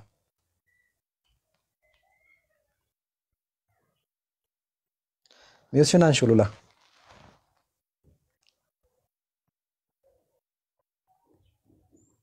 ላኪላት እስኪ ላኩላት። ሞዴሬተር ያላችሁ ነው ወጣ ነው አሉ አያለች እኔን ታየኛለች። ሉላ አለሽ? በቃ ሚውት ካረገች ተዋትና ዲያቆንዬ ትንሽ አስወርዳት። ሲሪየስሊ ደግማ መግባት የለባትም የሚችልች እንደዛ ከሆነ ለምን እምቢ አልሻ? ጥያቄ እኮ እየጠየቅኩ ነው ወንድሜ ክርስቶፈርስ። እንደ ሚውት ነበርሽ እኮ እኔ ጠይቄሽ ተመልሽልኛለሽ ብዬ እየጠራውሽ ያወራሽ ነበር እንዴ ሉላ? ይቅርታ አይ ቲንክ ኔትወርክ ነው መሰለኝ አሁን ይሰማል። ይቅርታ በጣም ይቅርታ። አይ ሚውት ነበርሽ። ለዛ ነው። እሺ ችግር የለውም። አሁን አንቺ እስቲ ንገሪን ባጭሩ አንድ ደቂቃ የሚሆን አንድ ደቂቃ በቂ ነው። ቀደም እኔም ስናገር አይ ቲንክ ሰምተሽኛል ይመስለኛል አይደል? አንድ ሰው ለመዳን እነዚህ ነገሮች መፈጸም አለበት ብዬ ቀደም ስናገር ሰምተሽ ነበር ሉላ? ሰምቻለሁ ክርስቶፈርስ። ግን እውነት ለመናገር የጀመርነው ኮንቨርሴሽን ነበረ የመጣንበት መንገድ ነበረ እና እየተወያየን እየመጣን ተሙን ምን ብዬ ጠየቅኩት ድነሃል ወይስ አልዳ የእግዚአብሔር መንገድሽን ጨርሽ ሉሊት። የዛው መንገድ ላይ ስለሆንሽ ስደርሺ እንገናኛለን ሉሊት። ሳውንድስ መንገድ ላይ ማለት ቱ ዘ ስፔሲፊክ እንድታወራ ፈልጌ ነበረ። ከሷ ጋር እኮ እንዳላወራ እኮ ኑሐሚን እስካሁን ድረስ መንገድ ላይ ናት። መንገድ ላይ ስደርስ እናወራለን። ግን አልደረሰችም። ዶክተር እንኳን ደህና መጡ። እግዚአብሔር ይመስገን። ዳንዬ እያወራን እየተማማርን እየተነጋገርን ያለ ነው። ከዚህ ከአዝጉ ውጪ አንዳንድ ሰዎች እየገቡ ከሚያዝጉት ውጪ መዳን ላይ ነው። ዶክተርዬ ለመዳን ምን ያስፈልገናል? የእናንተ ቤተ እምነት ለመዳን ምን ያስፈልጋል ብላ ትቀበላለች? የኛ ቤተ እምነት ሳትነጣጥል እምነት ጥምቀትን ክቡር የሆነውን የክርስቶስ ኢየሱስን ስጋ ክቡር የሆነውን የክርስቶስ ኢየሱስን ደም ለመዳን ብላ ትቀበላለች። የእናንተስ ቤተክርስቲያን ለመዳን ምን ያስፈልጋል ብላ ታስባለች? እሱ ላይ ከዲያቆን ክርስቶፎር ጋር ይቀጥላሉ። ኦኬ እሺ ቴንክ ዩ። እኛ እንደዳን መጽሐፍ ቅዱስ ይናገራል። በደቂቃ እናውራ እንደ ይቅርታ ዳኒ ሰላም ብያለሁ ነው። እንዴት ነው የሚሻለው? ይቻላል ግን ሁሌ እኔ ስመጣ ትጠይቀኛለህ። እኔ አልጠይቀህም። አይ ልጠይቅህ እኮ አይደለም። አሁን ጥያቄ ሳይሆን የጠየቅኩት አካሄዱ ላይ ነው። ዝም ብለን እንደዚህ ኮንቨርሴሽን ውስጥ ገብተን እንትን እንበል ወይስ በደቂቃ እናውራ ነው ያልኩት። ጠይቀኝ ከፈለክ። ሰው ለመዳን ምን ማድረግ አለበት ብለህ እሱ ስለሆነ እርሱ ጠይቀኝ። ጥያቄማ እኔ የምመርጥልህ ጸድቀሃል አልጸደቅም? ግላዊ ነገር እኮ አይደለም ትምህርት ላይ ነው እናውራ የተባልነው። ከመጽሐፍ ቅዱስ ጸድቀሃል? ከመጽሐፍ ቅዱስ ጸድቀሃል አልጸደቅም?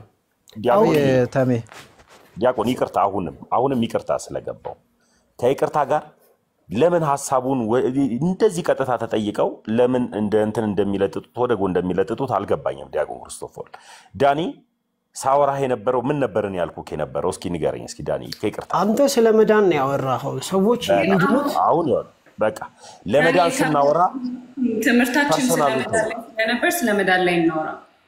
በቃ ፐርሰናል ተውና ቅድም ጀምሮ ስለ ድነት እያወራን ስለመጣን ሌላ የተለያየ ሀሳብ ውስጥ ከምንገባ ስለ ድነት ብቻ ነው። ስለ ድነት ነው ያወራሁት እኮ ነው። ሐላፊ ስለገባው በጣም ይቅርታ። ችግር የለም። ስለ ድነት ነው ያወራሁት። አንድ ሰው ካልጸደቀ ስለማይድን የእግዚአብሔር እንድናርግ ጋይስ ዳኒ ይቅርታ። እሺ በቃ ደቂቃ ስጡንና ሰው የሚድነው እንዴት ነው የሚለው ነገር ላይ እኔና ዳኒ እንወያይ፣ ከዛ እንጠያይቃለን። አለቀ። መልካም።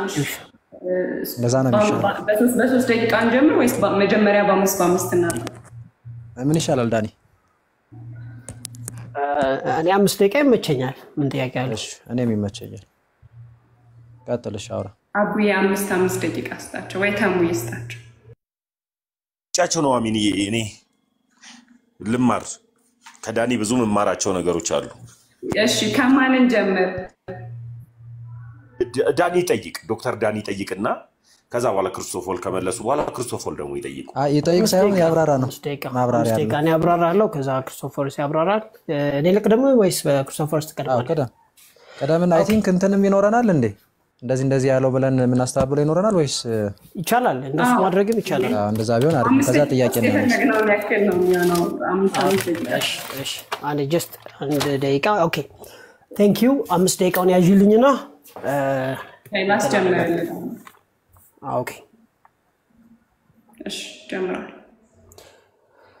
ኦኬ እንግዲህ ለመጽደቅ ምን ያስፈልጋል፣ ለመዳን ምን ያስፈልጋል የሚለውን ጥያቄ የሚመልሰው ሰው በእግዚአብሔር ፊት ጻድቅ መሆን አለበት።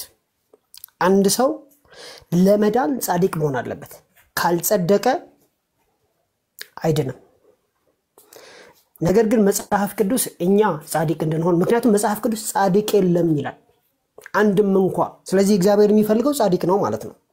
ጻድቅ የለም አንድም እንኳን፣ ሁሉም ተሳስተዋል፣ በአንድነት የማይጠቅሙ ሆነዋል ነው የሚለው። አፋቸው የተከፈተ መቃብር ነው ነው የሚለው። እግዚአብሔርን መፍራት በመንገዳቸው የለም፣ እግሮቻቸው ደም ለማፍሰስ ፈጣኖች ናቸው ካለ በኋላ ጻድቅ እንደሌለ ይናገራል። ጻድቅ የለም። ስለዚህ ኢየሱስ ክርስቶስ ምን አደረገ? ለኛ ጻድቅ እንድንሆን ሞተ። ከዛ ሁለተኛ ቆሮንቶስ ምዕራፍ 5 ቁጥር 21 ላይ እንደዚህ የሚል ቃል ተጻፈልን። እኛ በእርሱ ሆነን የእግዚአብሔር ጽድቅ እንሆን ዘንድ ኃጢአት ያላወቀውን እርሱን ስለኛ ኃጢአት አደረገው ብሎ cause and effect relationshipን ጎን ለጎን አድርጎ አስቀመጠው። ስለዚህ እኛ የእግዚአብሔር ጽድቅ የሆነው እንዴት ነው? ክርስቶስ ኢየሱስ ስለኛ ኃጢአት ስለሆነ ነው። ሰው ጻድቅ የሚሆነው በራሱ ስራ አይደለም፣ በሚያደርገው ነገር አይደለም። ክርስቶስ ራሱ ኃጢአት ስለሆነ ነው። ከየት አመጣው? ሁለተኛ ቆሮንቶስ ምዕራፍ 5 ቁጥር 21 ላይ እኛ አማኞች ማለት ነው በእርሱ ሆነን በኢየሱስ ማለት ነው የእግዚአብሔር ጽድቅ እንሆን ዘንድ። የእግዚአብሔር የራሱ ጽድቅ ነው፣ ያንቺና ያንተ የሥራ ውጤት አይደለም። የእግዚአብሔር ጽድቅ እንድትሆን፣ የእግዚአብሔር ጽድቅ እንድንሆን ኃጢአት ያላወቀውን እርሱን ስለኛ ምን አደረገው? ኃጢአት አደረገው። ልብ አድርጉ። ጻድቅ መሆን ትፈልጋለሽ? አዎ። ጻድቅ መሆን ትፈልጋለህ? አዎ። ምን አይነት ጻድቅ? የእግዚአብሔር ጽድቅ። የሆነ የትልቅ ሰው ጽድቅ? በፍጹም። የሆነ በጣም የተወደደ የመላእክት ጽድቅ? በፍጹም። የማን ጽድቅ? የራሱ የእግዚአብሔር ጽድቅ። ይሄ ይቻላል እንዴ? አይቻልም። ታዲያ እንዲቻል ምን ይደረጋል? እኛ በእርሱ ሆነን የእግዚአብሔር ጽድቅ እንሆን ዘንድ ኃጢአት ያላወቀውን እርሱ ኃጢአተኛ አይልም፣ ኃጢአት አደረገው ነው የሚለው ሁለተኛ ቆሮንቶስ ምዕራፍ 5 ቁጥር 21 ላይ። ስለዚህ እኔ ጸድቅ ያለው ስል፣ በእግዚአብሔር ፊት ድፍረት አለኝ ስል፣ ስለኔ ሲል በመስቀል ላይ ኃጢአት ከሆነው ከኢየሱስ የተነሳ ነው። ሰው በጥምቀት ጻድቅ ይሆናል? ኧረ በፍጹም። አባቶች በጥምቀት ሰዎች ጻድቅ ሆነዋል ብለው ያውቃሉ? ኧረ በፍጹም። መጽሐፍ ቅዱስ በጥምቀት ሰው ጻድቅ ይሆናል? ኧረ በፍጹም። በጌታ እራት ሰው ጻድቅ ይሆናል? ኧረ በፍጹም። በምንድን ነው? እኛ በእርሱ ሆነን የእግዚአብሔር ጽድቅ እንሆን ዘንድ ኃጢአት ያላወቀውን እርሱን ስለኛ ጻድቅ አደረገው። ይሄ ብቻ ነው ወይስ ሌላም ጥቅስ አለ? አለ። አንድ ጊዜ በማቅረብ የሚቀደሱትን ለዘላለም የሚቀጥለውን ኃጢአት እስኪሰሩ አይደለም፣ ለዘላለም ፍጹማን አድርጓቸዋል ነው የሚለው። ስለዚህ አንቺ ካመንሽ ለዘላለም ፍጹም ነሽ። በደንብ እስከ መቼ ድረስ ነው ፍጹም ነሽ? ለዘላለም። እስከ መቼ? ለዘላለም። ለዘላለም ፍጹማን ነሽ? አዎ። እንዴት ሆነ? ምክንያቱም ኢየሱስ ክርስቶስ ይሄንን ጽድቅ ነው የሰራልሽ። ኢየሱስ ክርስቶስ ይሄንን ፍጹምነት ነው የሰጠሽ። ስለዚህ ፍጹምነትና ጽድቅ የምንቀበለው ነው እንጂ እኛ የምናመጣው አይደለም። ስለኔ ሲል መስቀል ላይ ኃጢአት የሆነ ኢየሱስ የሚባል አምላክ አለኝ። እኔ በርሱ ሆኜ የእግዚአብሔር ጽድቅ ሆን ዘንድ የንጉሱ ጽድቅ ሆን ዘንድ የሰው ጽድቅ አይደለም። ስለዚህ ስለኔ ሲል እሱ ኃጢአት ከሆነልኝ እኔ ጻድቅ ነኝ ማለት ነው። እኔ ጻድቅ ነኝ። ለምን? ስለኔ ሲል ኃጢአት ሆኗል። ስለኔ ሲል ንጉሱ ኃጢአት ሆኗል። ሞተ ብቻ አይደለም ኃጢአት ሆኗል። እዚህ ጥቅስ ላይ ቴዎሎጂ ይመሰረታል። በደንብ በአራት ነጥብ ነው የተቀመጠው። ማንም በክርስቶስ ቢሆን አዲስ ፍጥረት ነው። ስለዚህ በክርስቶስ ነሽ? አዎ አዲስ ፍጥረት ነሽ። ስለዚህ በክርስቶስ ነህ? አዎ አዲስ ፍጥረት ነህ። እነሆ አሮጌው ነገር ሁሉ አልፏል፣ ሁሉ አዲስ ሆኗል። ስለዚህ እኛ በእርሱ ሆነን የእግዚአብሔር ጽድቅ እንሆን ዘንድ ኃጢአት ያላወቀውን እርሱን ስለኛ ኃጢአት አደረገው ስለሚል እኔ ስለጸደቅኩኝ የዘላለም ሕይወት አለኝ ማለት ነው። የሆነ ነገር ማድረግ እኔ ጻድቅ አያረገኝም። ታንክ ዩ።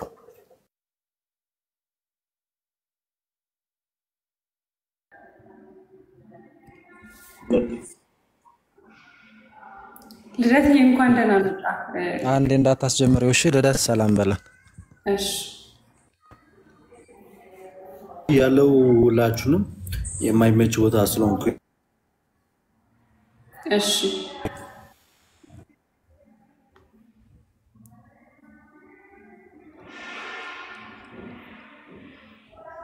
ላስጀምረው። እሺ አንዴ ይሰማላ? ስክሪኑ ግን ይታያል? ይታያል። እሺ አንዴ ቆይ አንዴ ቆይ።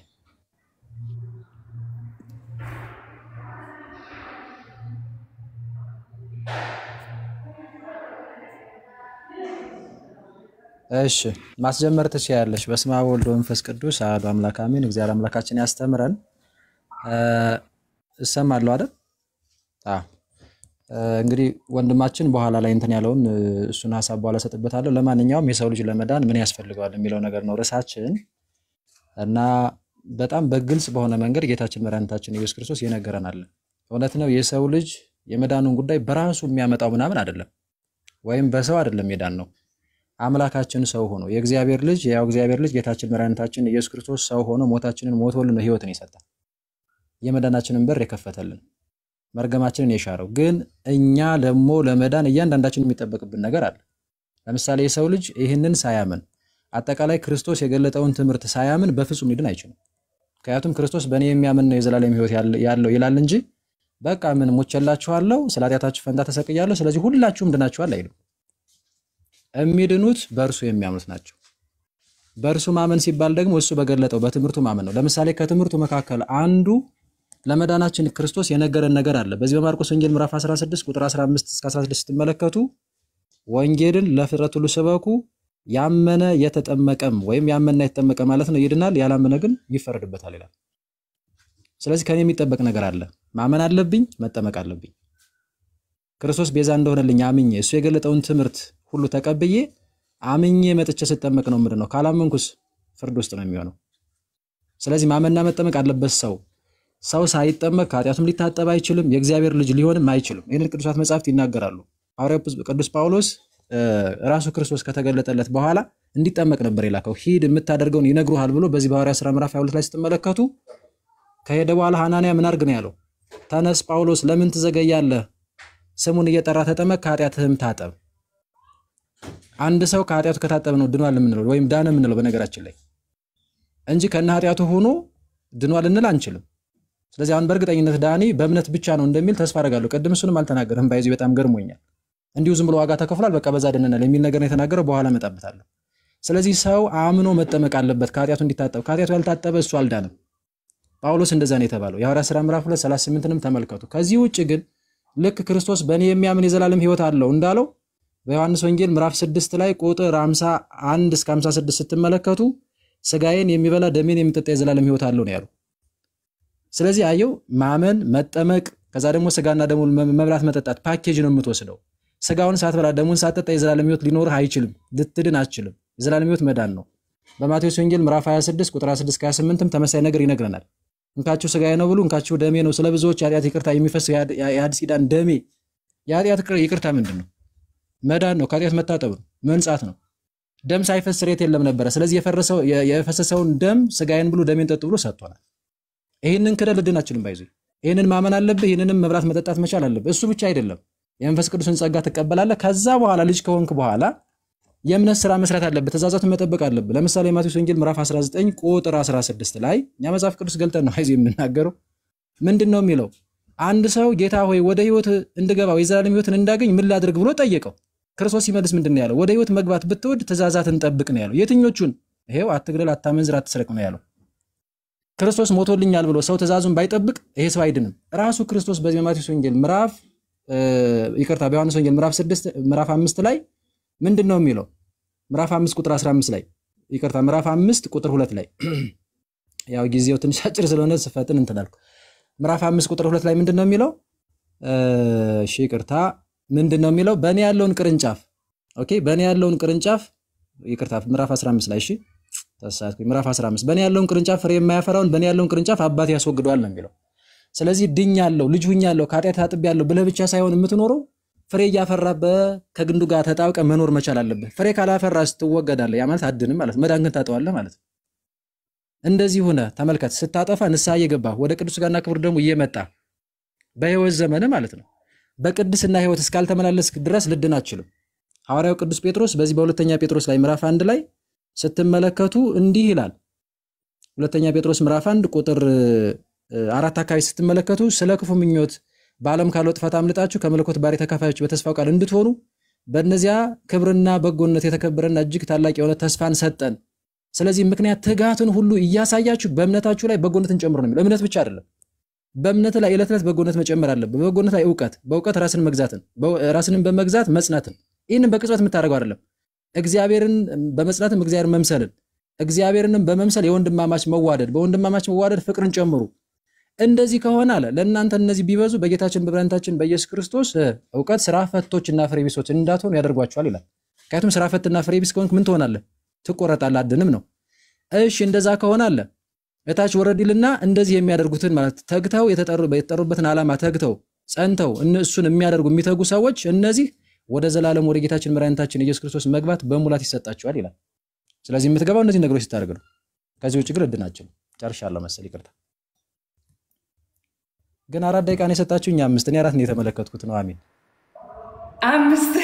5 ነው አነሰ 4 ነው ያየሁትኝና 4 ከምን ላይ ይችላል? 3 እናድርገው ወይስ ይቻላል? 3 ይሁንና እንትን ማለት ስለሆነ ያነሳቸው ነገሮች ያኔ እንደዛ ማማለሁ ከዛ እንጠያየቃለን። ቴንክ ዩ 3 ደቂቃ ያዝልኝና ቴንክ ዩ አይ ሆፕ ተጀምሯል ያስባለሁ።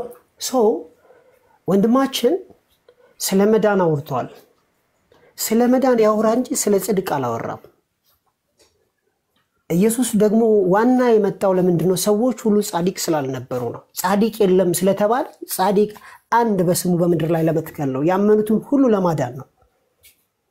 ሰው እንዴት ነው የሚጸድቀው ሲባል አሁን እዚህ በጠይቃቸው ይዘረዝራሉ። መጽሐፍ ቅዱስ ግን በምንድን ነው የሚጸደቀው ሲባል አንድ ቦታ ላይም በጥምቀት ይጸደቃል ተብሎ አልተጻፈም።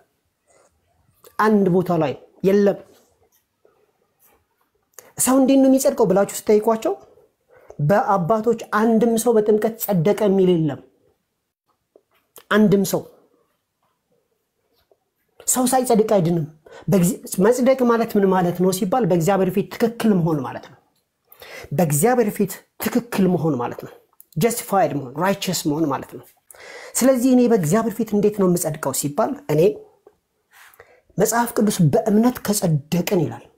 በጥምቀት ከጸደቅን አይልም። በጌታ እራት ከጸደቅን አይልም። መልካም ስራ ሰርተን ከጸደቅን አይልም። በምንድን ነው? በእምነት ከጸደቅን ነው የሚለው። ስለዚህ ሰው በምንድን ነው የሚጸድቀው? ብቸኛ በእምነት ብቻ ነው።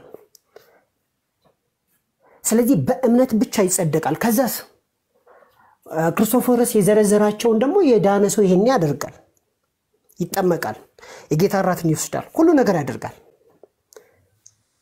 የሚጸደቀው ግን በአንድና በአንድ ብቻ ነው። በምን? በእምነት። ስለዚህ በኋላ ሪፊት ሲያደርግ ክርስቶፎረስ እንዲያነሳ የምፈልገው ነገር ሰው በምንድነው የሚጸድቀው የሚለው እንዲመልስ ፈልጋለሁ። ሰው በምንድነው የማይጸድቀው የሚለውንም እንዲመልስ ፈልጋለሁ። በጥምቀት የተጸደቀበት ቦታ አለ? ኧረ በፍጹም። በጌታ እራት የተጸደቀበት ቦታ አለ? በፍጹም። ለነዳያን በመስጠት የተጸደቀበት ቦታ አለ? ኧረ በፍጹም። የሆነ ነገር በማድረግ በእግዚአብሔር ፊት ሰው ትክክል የሆነበት ቦታ አለ? ኧረ በፍጹም የለም እኮ ነው ያልኩ ያለሁት። ላለ ነገር በማስረጃ ሮሜ ምዕራፍ 1 ቁጥር 5 ላይ አለ በእምነት ከጸደቅን ይላል።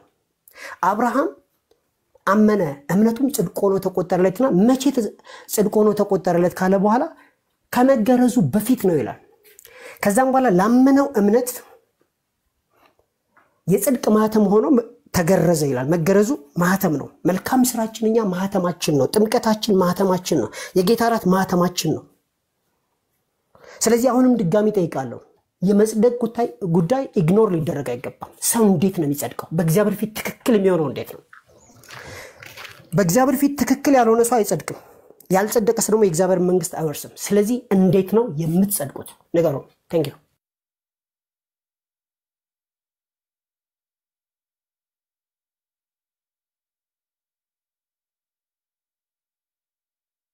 እሺ ደቂቃውን እንትን በየውና ኑሐሚን ጨርሷል። እሺ መጨረሻ ላይ ወይም ቀደምም ከተናገረው ነገር ልነሳ። ሰው በእምነት ብቻ ነው የሚጸድቀው ብሎ ተናግሯል። አንድም ቦታ የለም። አንድም ቦታ ሰው በእምነት እንደሚጸድቅ ተነግሯል። አዎ በእምነት መጽደቅና ግን በእምነት ብቻ መጽደቅ አንድ ነው ወይ? በፍጹም። እንደ ምሳሌ ይሄ ቋንቋ እኮ ነው። ዳኒ ገስት ላይ አለ ማለትና ገስት ላይ ዳኒ ብቻ አለ ማለት ይለያያል። ዳኒ ብቻ ገስት ላይ አለ ካልኩኝ ሌሎች የሉም እያልኩ ነው። ዳኒ አለ ካልኩኝ ስለ ዳኒ መኖር አለመኖር እየተናገርኩ ነው። ልክ እንደዛ በእምነት እንደሚጸደቅ መጽሐፍ ቅዱስ ተናገረ ማለት በእምነት ብቻና ብቻ ይጸደቃል አለ ማለት አይደለም። ይልቁንስ እሱ ቃል በቃል በጥምቀት ይጸደቃል የሚል አንድም የመጽሐፍ ቅዱስ ማስረጃ የለም ብሏል አይደል? ሮሜ ምዕራፍ 6 ከቁጥር 3 እስከ 6 አውጡና ተመልከቱ። እንዲህ ነው የሚለው ከእንግዲህ ወዲያ ለኃጢአት እንዳንገዛ የኃጢአት ሥጋ ይሻር ዘንድ አሮጌው ሰዋችን ከእርሱ ጋር እንደተሰቀለ እናውቃለን። የሞተስ ከኃጢአቱ ጸድቋልና ይላል። ከፍ ብሎ ስታነቡ የምንሞተውና የምንቀበረው በጥምቀት ነው ይላል። ከክርስቶስ ጋር የምንሞተው የምንቀበረው የምንነሳውን በምንድን ነው ይላል? በጥምቀት ነው ይላል። ስለዚህ የምንሞተውና የምንቀበረው በጥምቀት ከሆነ የሞተስ ከኃጢአቱ ጸድቋል ሲል ምን እያለ ነው? የተጠመቀ ከኃጢአቱ ጸድቋል እያለ ነው። አንድ ሁለተኛ ቅድም ቅዱስ ጳውሎስ ተነሳና ስሙን እየጠራ ከኃጢአት ታጠብ ሲባል ምን እየተባለ ነው? ንጻ እየተባለ እኮ ነው። መንጻት እኮ ነው መጽደቅ። ኃጢአታችሁ ይሰረይ ዘንድ ተጠመቁ ማለት እኮ ንጹህ ሁኑ ማለት እኮ ነው። የኃጢአት ስርየት የኃጢአት መወገድ እኮ ነው አይደለም እንዴ? አንዱ መጽደቅ የምንለው መጽሐፍ ቅዱስ እየተናገረ ነው። ዳኒ መጽሐፍ ቅዱስ እየተናገረ ነው። ከዚህ ውጭ ግን ምን የሚል ነጥብ ነበር ያነሳው? ይሄ በእምነት ብቻ ይጸደቃል ምናምን አንድም ቦታም የለም። እኔ በተደጋጋሚ ክርስቶስ ኃጢአት ሆኗል እያለ በጣም የሚቀፍ ነገር ሲናገር ነበር። ክርስቶስ ስለ ኃጢአታችን ሞተ እንጂ ኃጢአት አልሆነም ወይም ወደ ኃጢአትነት አልተለወጠም። ይህ በጣም የሚከረፋ ነገር ነው። በኋላ ምናልባት ልንሄድበት እንችላለን ከርሱም ትንሽ ወጣ ስለሚል። ከዚህ ውጭ ግን ሰው በጥምቀት ጻድቅ ይሆናል፣ በጌታ ስጋና ደም ጻድቅ ይሆናል እንደዚህ የሚባል ነገር የለም አለ። እኔም ፕላስ ደግሞ አላወራም ብሏል እንዴ። ሰው ማመን አለበት፣ ሰው መጠመቅ አለበት፣ ሰው የመንፈስ ቅዱስን ስጦታ መቀበል አለበት፣ ሰው መዳን አለበት። ኢኒሻሊ እነዚህን ነገሮች ሳያደርግ ማለት ሰው ቅዱስ ጋርና ክብር መብላት መጣት አለበት። እነዚህን ነገሮች ሳያደርግ የእግዚአብሔር ልጅ ሊሆን አይችልም፣ ሊነጻ አይችልም ብዬ እኮ ተናግሬያለሁ እኮ። ከዛ በኋላ ደግሞ በህይወት ዘመኑ ክርስቶስን በመምሰል ህይወት መመላለስ አለበት። ባይመላለስስ አይድንም፣ መዳኑን ያጣል፣ ተቆርጦ ይጣላል።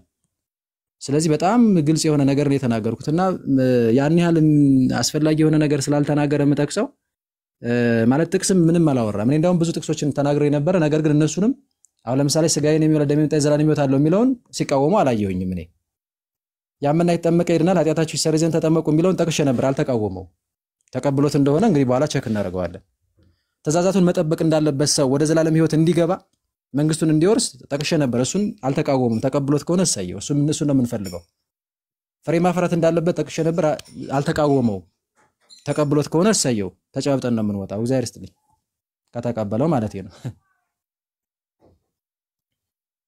ደቂቃ ስንት ነው የሚሰጠን? 3 ኦኬ 3 ይበቃል። እሺ 3 ግን አይበቃም እንዴ? 3 በፍጹም አይበቃም። ቢሆን አሪፍ ነው መሰለኝ። 5ም 10ም ቢሆን ምክንያቱም ይሄ የሚያጨቃጭቅ ነው። ኦኬ እሺ 5 ላድርገው። የቀደሙ 3 ነበር ለሁለታችሁም እኩል አሁን ይሰጣል። ጥያቄና መልስ ነው። ከዛ ማናጠቃልላለን። ጥያቄና መልስ ስለሆነ ነው። ሌላ ጥያቄና መልስ ከሆነማ እንደውም አጠር ቢል ይሻላል። በጣም ሲበዛ ሜን መምህራኑ ስላሉ ሜቢ እንደዛ ካላችሁ እንጂ 4 እናድርገው። እሺ በቃ ለምን 4 ይሁን? ኧረ በእናትህ 5 ይሁን። እኔ 10 ይሁን እያልኩኝ አንተ 4 ትላለህ እንዴ? እኔ ችግር የለብኝም እኮ 10 ቢሆን፣ ግን ሌሎችንም እንድናስብ ነው። ኖ ጥያቄ ተብሎ 5 ደቂቃ የለም። እኔ አላውቅም። ለማንኛውም ወንድማችን 5 ደቂቃ ያዥልኝና ጥያቄ ጠይቃለሁ። ክርስቶስ ስላንተ ኃጢአት ሆኗል አልሆነም? ኃጢአት ሆኗል ስትለኝ ምን እያልከኝ ነው? አብራራልኝ። ከመጽሐፍ ቅዱስ አውጥቼ ነው መረደ። መጽሐፍ ቅዱስ ኢየሱስ ክርስቶስ አንዴ ከሆነ ክርስቶስ እኔ ተለውጧል አላልኩም። እኔ ተለውጧል አላልኩም። አዳምጥ። ጥያቄው የኔ ስለሆነ አዳምጥ። ጥያቄው የኔ ስለሆነ አዳምጥ።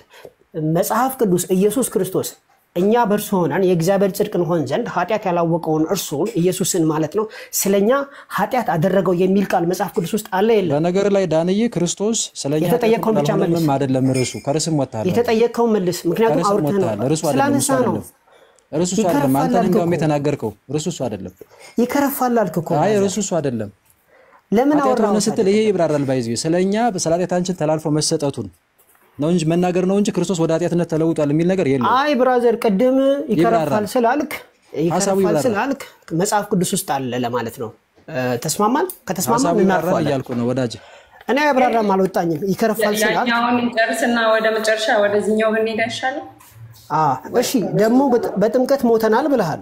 አንተ የሞትከው በጥምቀት ነው ወይስ በመስቀሉ ላይ ነው የሞትከው?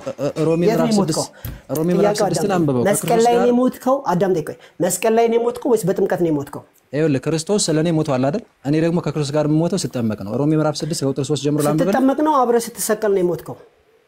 ከክርስቶስ ጋር አብረህ አልተሰቀልክም? ከክርስቶስ ጋር ተሰቅያለሁ፣ ግን ተግባራዊ የሚሆነው ግን በምንድነው? በጥምቀት ነው። ሳትጠመቅ እሱን ባይዘ ገንዘብ ከክርስቶስ ጋር ስትሰቀል ሳትሞት ነው የወረድከው ብራዘር።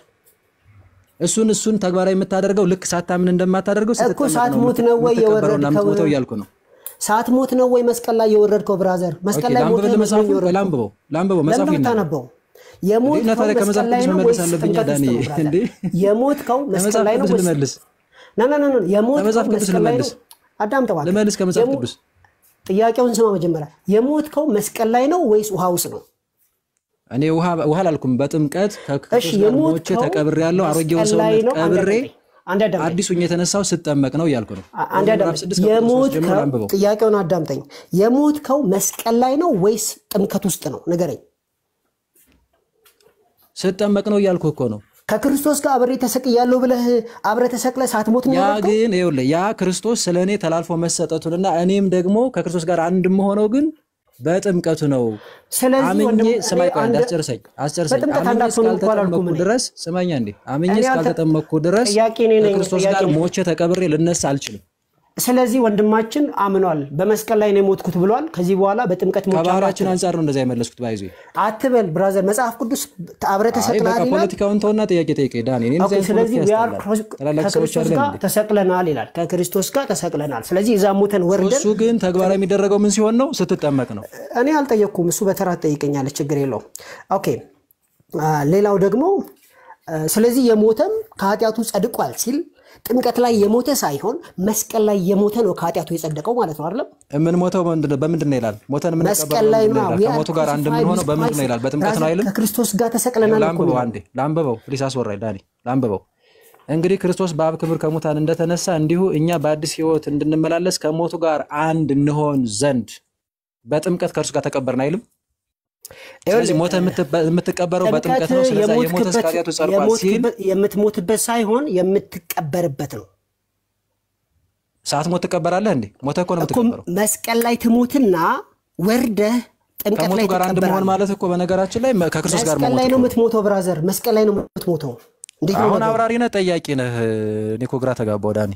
ሁለቱንም ብራዘር። እሺ ጥያቄ አድርገው። የሚቀጥለው ጥያቄ እንታ። እሺ ቅድም ዮሐንስ 6:50 ላን አልተቀበለው ምናምን ብለሃልና ዮሐንስ 6:47 ምን ይላል? ላንብብልህ። በእርሱ የሚያምን የዘላለም ሕይወት አለው ይላል። ከዛ በኋላ ግን ስለሚበላ ነገር ሲጠይቁት ክርስቶስ ደግሞ ስላለም ሕይወት ስለሚሰጠው ስጋው አይ በእርሱ በእኔ የሚያምን የዘላለም ሕይወት አለው ነው አውቀዋለሁ እኮ። ላንብብልህ ይነበባ ሰው ይስማው። አንብበው። እውነት እውነት እላችኋለሁ በእኔ የሚያምን የዘላለም ሕይወት አለው ይላል አይልም? ይላል። ግን በእምነት ብቻ ስለዚህ አንተ ብቻ ነው የመቾጣኝ ብቻ ኢየሱስ የተናገረው በኔ የሚያምን የዘላለም ሕይወት አለው ይላልና እኔ አመኛለሁ የዘላለም ሕይወት አለኝ የለኝም በእምነት ብቻ አይኖርም በእምነት ብቻ አይኖርም ዝቅ ብሎ ደግሞ ስጋዬን የሆነ ደሜን የምትጠጣ የዘላለም ሕይወት አለው ይልሃል ሁለቱንም ነው የምታምነው ወዳጅ አንዱን ጥለህ አንዱን አንጠልጥለህ አትሮጥም ኦኬ አሁን የጠቀስከውን ፓርት የቸርች ፋዘሮች የፈቱት ምሳሌያዊ ነው ብሎ እንደፈቱት ታውቃለህ አይ እንግዲህ እሱን እንግዲህ ማስረጃ በኋላ ይጠይቃለሁ አሁን እኔ ምሳሌያዊ ነው ምንድነው ብለው ጭራሽ አልፈቱም የኛ አባቶች እንደዛ ነው የማምነው ኦኬ ቅዱስ ስጋና ዮሐንስ አፈወርቅ ምሳሌያዊ ነው ብሎ ራሱ ይናገራል አይው ስማ አይሁድ እኮ እንዴት ስጋን ልንበላ እንችላለን ሲሉት ቁጥር 51 ላይ እውነት እላችኋለሁ ስጋዬን ካልበላችሁ ደሜን ካልጠጣችሁ በራሳችሁ ሕይወት የላችሁም ብሎ ነው የተናገረው በቃ ስጋዬን ተበላላችሁ ብሏል ክርስቶስ ከዛም ሲሰጥ ደግሞ መጥቶ የሰጠው እንካችሁ ስጋዬን እንካችሁ ደሜን ብሎ ነው አይ ቲንክ ደቂቃ ጨርሷል ይመስለኛል ምሳሌ ያልከውን እስቲ እንግዲህ ዛሬ ምናልባት ደቂቃው አጭር ስለሆነ ክሌሜንቶ አሌክሳንድሪያ አንዴ ኧረ ቆይ አንዴ መልሹ ቆይ አንተ እንደዚህ አይነት ማሞኝ ይመስላል ነው እንደተው እንጂ ጊዜ ልጠቀም እሺ አሁን አስጀምሪልኝ እሺ የማርቆስ ወንጌል ምዕራፍ 16 ቁጥር 16 ላይ ነው ዳኒ ያምንና የተጠመቀ ይድናል ያላመነ ግን ይፈረድበታል ይላል ማን ነው የሚድነው የተጠመቀ ይድናል ይላል ያላመነ ግን ይፈረድበታል ያልተጠመቀ ግን አይደለም ስለዚህ የሚድነው ያመነና የተጠመቀ ነው ወይስ ያመነ ብቻ ያመነ የተጠመቀ በሚለው እንወስደዋለን ከዛ በኋላ ግን ማብራራት ስለዚህ የሚድነው ያመነና የተጠመቀ ነው ወይስ ደግሞ ያመነ ብቻ ያመነ የተጠመቀ ይላል አለቀ ማለች እና ነች አይደል ኤንድ ነች ስለዚህ ያመነ የተጠመቀም ነው እንጂ እሺ እንደዚህ ስለዚህ ያመነ የተጠመቀም ነው እንጂ የሚድነው ያመነ ብቻ አይደለም አይደል ያላመነ ይፈረድበታል ያልተጠመቀ ይፈረድበታል አይልም እኔ አሁን ስላላመነ አላመጣሁኝም የሚድነው ያመነ የተጠመቀም ነው ወይስ ያመነ ብቻ እኮ ያልተጠመቀ ይፈረድበታል የለም ግን ያመነ የተጠመቀ የሚድነው ማን ነው ያመነ የተጠመቀ ነው ወይም ያመነ የተጠመቀም ነው ወይስ ያመነ ብቻ ያመነ የተጠመቀ ይላል እዚህ ቦታ ሌላ ቦታ ደግሞ ስለዚህ ያመነ ብቻ ሳይሆን የሚድነው ያመነ የተጠመቀ ነው ጥሩ ያመነ የተጠመቀ ይላል እሺ አይሁድ እንዴት ስጋህን ልንበላ እንችላለን እንዴት ደምህን ልንጠጣ ማለት እንዴት ስጋህን ልንበላ እንችላለን ሲሉት ዮሐንስ ወንጌል ምዕራፍ 6 ላይ ክርስቶስ ምን ብሎ ነው የመለሰው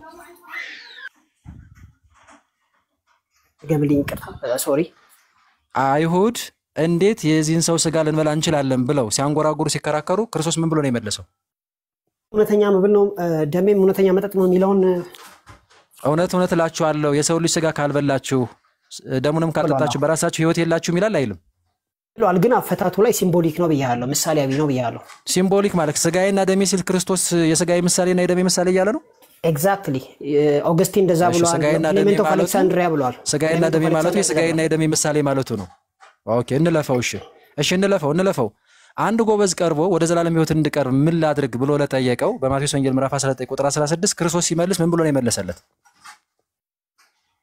ያው ህጉን ታውቃለህ ምናምን አለው መጨረሻ ላይ አይ ህጉን ታውቃለህ አይደለም ወደ ዘላለም ሕይወት መግባት ብትወድ ትእዛዛትን ጠብቅ ይለዋል አይለው ብሎታል ስለዚህ አንድ ሰው ወደ ዘላለም ሕይወት እንዲገባ ቆይ መልሰልኛል አንድ ሰው ወደ ዘላለም ሕይወት እንዲገባ ህግና ትእዛዛቱን መጠበቅ አለበት ወይስ የለበትም ካልጠበቀ ይገባል ፈጽሞ አይገባም ህግ ሲባል ግን የትኛው ህግ ነው የእምነት ህግ ነው ብራዘር የእምነት ህግ ነው ብራዘር ቆይ እዛው ተዘርዝሯል ችግር የለውም እሱ ፕሊስ ተዘርዝሯል እዛው ስለተዘረዘረ ያሳያት አረ ፕሊስ ቆይ እንደታው እንጂ ቆይ ዳኒ ፕሊስ ጊዜና አትፈልግም መልሰልኝ የለ እንዴ መልሰልኝ አረ አሁን ደግሞ ካድከው እኔ አልካድኩም የብሉይ ኪዳን ህግ ስለዚህ ክርስቶስ የብሉይ ኪዳን አስተማሪ ነው ማለት ነው በብሉይ ኪዳን በዛው ጸንተው ህጉና ትእዛዙን ጠብቀው በብሉይ ኪዳን ያሉ ሰዎች ህጉና ትእዛዙን ቢጠብቁ ዘላለም ሕይወት ያገኛሉ እያለ ነው ክርስቶስ ይሄ በብሉይ ኪዳን የተነገረ አውድ ነው ስለዚህ በብሉይ ኪዳን ለአይሁድ ያስተማረው ነው እዛው ትእዛዙን ብትጠብቁ ትእዛዜን ብትጠብቁ በእኔ ሳታምኑ ወደ መንግስተ ሰማያት ትገባላችሁ እያለ ነው ኦፍ ኮርስ እንደዛ ማለት እኮ ነው ምክንያቱም ስለዚህ አይሁድ ህግና ትእዛዙን ጠብቀው በክርስቶስ ሳያምኑ ወደ ዘላለም መንግስት ይገባሉ ይሄ ነገር መብራራት አለበት አሁን ያወራኸው መብራራት አለበት እሺ ቀጣይ ጥያቄ መብራራት አለበት ቀጣይ ጥያቄ አይ በቃ ያቆየና ቀጣይ ጥያቄ ፕሊስ አንዴ ሮሜ ምዕራፍ 6 ላይ ከክርስቶስ ጋር አንድ ምን ሆነው ከሞቱ ጋር አንድ ምን ሆነው በምንድን ነው ይላል በጥምቀት ከክርስቶስ ጋር አንድ እንሆናለን ከሞቱ ጋር አንድ እንሆናለን ሲል ምን ማለቱ ነው የክርስቶስ አካል እንሆናለን ማለት ነው ከሞቱ ጋር አንድ እንሆናለን ማለት ከሞቱ ጋር አንድ እንሆናለን ሲል ምን ማለቱ ነው ሁለት ሲቀር ነው ካውንት ዳውኑን ያስወረደው ነው እንዴ እሺ በደቂቃ ያወርስ ነው እንዴ እሺ ቆይ አስጀምሩልና ኢትስ ኦኬ ችግር የለውም እና ጨርስ። እሺ ማለት አስጀምሩና 2 ደቂቃ ሰጣችሁ ነው። እንዴት ነው ያሰባችሁት? እሺ ተጀምሯል። እሺ ና ዳንዬ ምን እያልኩ ነው? ከክርስቶስ ከሞቱ ጋርና ከክርስቶስ ጋር አንድ ምን ሆነው በጥምቀት ነው ይላል አይደል? በጥምቀት ጥምቀት ጥቅም አለው የዳነ ሰው ነው ይላል አይደል? እሺ ይላል የዳነ ሰው ነው። ስለዚህ ከክርስቶስ ጋር አንድ ያልሆነ ሰው ከሞቱም ጋር አንድ ያልሆነ ሰው በክርስቶስ የዳነ ሰው ነው ወይስ ያልዳነ? እንዴ ምዕራፍ 3 4 5 እኮ ድኗል። ይሄ የዳነ ሰው ነው። እንደገና ከክርስቶስ ጥያቄን ብቻ መልስልኝ። ጥያቄን ዳንዬ ጥያቄን ብቻ ጥያቄ ምን መሰለህ? ከክርስቶስ ጋር ከሞቱም ጋር አንድ ያልሆነ ሰው ከሞቱም ጋር ከክርስቶስም ጋር አንድ ያልሆነ ሰው የዳነ ነው ያልዳነ? ከሞቱ ጋር ማለት ነው ያነበብክ ጠይቀኝ። ከሞቱ ጋር ራስህ እኮ አልከኝ እኮ እንዴ ከሞቱ ጋር ማለት ብለህ እኮ ተረጎምክ ቅድም። ስለዚህ ይላል መጽሐፉን ውሰድ። ከክርስቶስ ከሞቱ ጋር አንዴ ከሞቱ ጋርና ከክርስቶስ ጋር አንድ ምን ሆነ በጥምቀት ነው አልከኝና ቆይ ጥያቄን እየሽንተን ያልክብኝ ስለሆነ ነው። እሺ ቆይ አንዴ አርቲኩሌት አድርግልህ። ከክርስቶስ ከሞቱ ጋር እና ከክርስቶስ ጋር አንድ ምን ሆነ በጥምቀት ነው ብለኸኛል እኮ ዳንዬ አይደል? አንድ መሆን ማለት ነው። አንድ መሆን ማለት ነው። ፕሊስ ብለኸኛል ቅድም። አንተ ሳይገባህ ነው እንደ መለስክልኝ? ኖ አንተ ሳይክ የገባህ መጽሐፉ ይላል አይልም? ይላል። ስለዚህ ከክርስቶስ አንድ መሆንን የሚያወራው ከመዳን ሰማኝ። ስለዚህ ካለ ማለት ነው ካለ ማለት ነው ከሞቱ ጋር ከክርስቶስ ከሞቱ ጋር አንድ ያልሆነ ከክርስቶስ ጋር አንድ ያልሆነ ሰው የዳነ ነው ያልዳነ? ምዕራፍ 5 ላይ በእምነት ከጸደቅን ካለ በኋላ የዳነ ነው ያልዳነ ነው ጥያቄ ዳኒ። በክርስቶስ ጸድቋል ሁሉም አላልኩም። ያመኑት ናቸው አብረው ተሰቅለው እንደገና ደግሞ ተቀብረው ከዛም በኋላ ከሞቱ ጋር አንድ መሆን ማለት ምን ማለት ነው? ከሞቱ ጋር አንድ መሆን ማለት ጌታ እንደሞተ አንተም ትሞታለህ ማለት ነው። ስጋ ይሞታል። ስለዚህ ጌታ እንደሞተ ምን ሞተው በጥምቀት ይላል አይልም ክፍሉ? ምን ጥያቄ ሚውት የሚያደርገኝ ለምንድን ነው? ማን ነው የሚያደርገኝ? ምን ጥያቄ አለው? ኔትወርክ ሊሆን ይችላል። ኔትወርክ ጋር ነው ብራዘር። እሺ ምን ጥያቄ አለው ነው ያልከኝ? ከክርስቶስ ጋር የምትሞተው ስትጠመቅ ነው? አዎ ቀደም ከክርስቶስ ጋር የምሞተው እዛ ክርስቶስ የተሰቀለለት ነው ሲል ነበር እኮ ራስ መለስከው ማለት ነው። እሺ ሌላ ጥያቄ የት ጋር ነበር ጠይቄ የነበረው? አንድ ክርስቶስን ያለበሰ ሰው የዳነ ነው ያልዳነ ነው? ክርስቶስን መልበስ ማለት ነው ከመዳን ጋር እኮ አይገናኝም። ስጋዊ ታውቀዋለህ? ክርስቶስን ያለበሰ ሰው የዳነ ነው ያልዳነ? ክርስቶስን መልበስ ማለት ስጋዊነትን ትቶ መንፈሳዊ መሆን ማለት ነው። ክርስቶስን ያለበሰ ሰው የዳነ ነው ያልዳነ ነው ጥያቄ ዳኒ። ከመዳን ጋር አይገናኝም። ይሄ ክርስቶስን መልበስ ከመዳን ጋር አይገናኝም። ክርስቶስን ያለበሰ ሰው እኮ አሮጌ አዳማዊ ሰው እኮ ነው ዳኒ ያልዳነ። እሱ ደግሞ የሚሆነው ሲጠመቅ ነው። ኦኬ ችግር የለም። ጊዜ ያለኝ እኔ አብራራለሁ። ማጠቃለያ እሰጣለሁ። እሺ ስንት ደቂቃ? ሚኒመም 3 ደቂቃ ያስፈልጋል ብዬ አስባለሁ። ፌሮኝ 3 ደቂቃ ያወራናቸው ነገሮች እንትን ለማለት እሺ ቴንክ ዩ ደቂቃውን ያዥልኝና እሺ ቴንክ ዩ። እንግዲህ የት ነው እኛ ክርስቲያን የት ነው የሞተው? በጥምቀት ነው የሞተው ወይስ በመስቀል ላይ ነው ስንል መጽሐፍ ቅዱስ ከክርስቶስ ጋር አብሬ ተሰቅያለሁ ነው የሚለው። ስለዚህ እኛ የሞት ነው የት ነው? በእምነት የት ነው የሞት ነው? በመስቀል ላይ ነው፣ በጥምቀት አይደለም። አትርሱት ይሄን ነገር። ስለዚህ የሞተስ ከኃጢአቱ ጸድቋል የሚባለው በጥምቀት የሞተ ሳይሆን በመስቀል ላይ የሞተ ነው እንጂ ከጥምቀት ጋር አይገናኝም። ምናልባት እኔ የሞትኩት በውሃ ውስጥ ነው ወይም ደግሞ በጥምቀት ውስጥ ነው የሚል ሰው ካለ ጥምቀት አይዲያው አልገባውም ማለት ነው። we are crucified with Christ ነው፣ ከክርስቶስ ጋር ተሰቅያለሁ። ከዛ ከክርስቶስ ጋር በእምነት ስትሰቀል ትሞታለህ። ስትሞት ያወርዱህና ይቀብሩሃል። በምን? በጥምቀት። ጥምቀት ምን ማድረጊያ ነው? ስጋዊ ማንነትህን ቀብረህ ክርስቶስን ለብሰህ ትነሳለህ። ከዛ በኃጢአት ላይ የበላይ ትሆናለህ። ኃጢአትን የሚያሸንፍ ማንነት ይኖርሃል። ስጋዊ ማንነት፣ አዳማዊ ማንነት በሙሉ ይወድቃል። ከዚህ በኋላ ክርስቶስን እየመሰልክ ይሄንን ማስረጃ ከየት አመጣኸው ብትሉኝ ሮሜ ምዕራፍ 6 ምን ብሎ እንደሚጀምር ታውቃላችሁ? እንግዲህ ጸጋ እንዲበዛልን በኃጢአት ጸንተን እንኑር ይላል። ምዕራፍ 6 ስለ መዳን አያወራም። ኃጢአትን ስለማሸነፍ ነው የሚያወራው። ኃጢአትን እንዲያሸንፍ የሚጠበቅበት ማን ነው? የዳነ ክርስቲያን ነው። ያልዳነ ክርስቲያን ኃጢአትን እንዲያሸንፍ አይጠበቅበትም። ስለዚህ ምዕራፍ 5 በእምነት ከጸደቅን ይላል። በእምነት ጸድቀሻል ማለት ነው ሲሰራ ትሹ። ከዛ ምዕራፍ 6 ደግሞ እንግዲህ ጸጋ እንዲበዛልን በምን? በኃጢአት ጸንተን እንኑር ብሎ የኃጢአትን ጉዳይ ያነሳል ምዕራፍ 6። ምዕራፍ 3 ላይ ምዕራፍ 4 ላይ ኃጢአተኛውን የሚያጸድቅ ይላል፣ የማይሰራውን የሚያጸድቅ ይላል ጳውሎስ ራሱ ማለት ነው። ስለዚህ ኃጢአተኛ ሆነ ትጸድቃለህ፣ ችግር የለውም። የማይሰራው ሆነ ትጸድቃለህ። ምዕራፍ 5 ደግሞ በእምነት ጸድቀናል። ምዕራፍ 6 ደግሞ የኃጢአቱንስ ጉዳይ እንዴት እናድርገው ይልና እንግዲህ ጸጋ እንዲበዛልን በኃጢአት ጸንተን እንኑር ብሎ ይጠይቃል። ገብታችኋል? ጸጋ እንዲበዛልን ከዛም በኋላ መልሱ ምንድነው የሚሆን ነው ይላል። እኛ እኮ ከክርስቶስ ጋር በመስቀሉ ላይ የተሰቀልን እዛ የሞትን ከዛ ከክርስቶስ ጋር የተቀበርን እንዴት አድርገን ነው ኃጢአትን የምንሰራው ብሎ ምዕራፍ 6 ስለመዳን አያወራም። በፍጹም አያወራም። የሚያወራው ስለምንድን ነው? ኃጢአትን ስለማሸነፍ ነው የሚያወራው። ጻድቅ ሆኖ በመንፈስ ስለመመላለስ ነው። አዳማዊ ማንነትን ስለመቅበር ነው የሚያወራው። ስለዚህ ምዕራፍ 6 ስለ ቅድስና ነው የሚያወራው። ስለ መቀደስ ነው የሚያወራው። አንድ ሰው እንዴት ነው መቀደስ ያለበት? መጠመቅ አለበት። ጥምቀት ጠቃሚ ነው። አዎ። ለምን? ክርስቶስን ይለብሳል። አዳማዊ ማንነቱን ይቀብራል። ኃጢአትን የሚያሸንፍ ማንነት ይይዛል። ስለዚህ የተጠመቀ ሰው ኃጢአትን የሚያሸንፍ ማንነት ይይዛል ማለት ነው። የሞት ነው መስቀል ላይ ነው፣ በጥምቀት አይደለም። ኔቨር።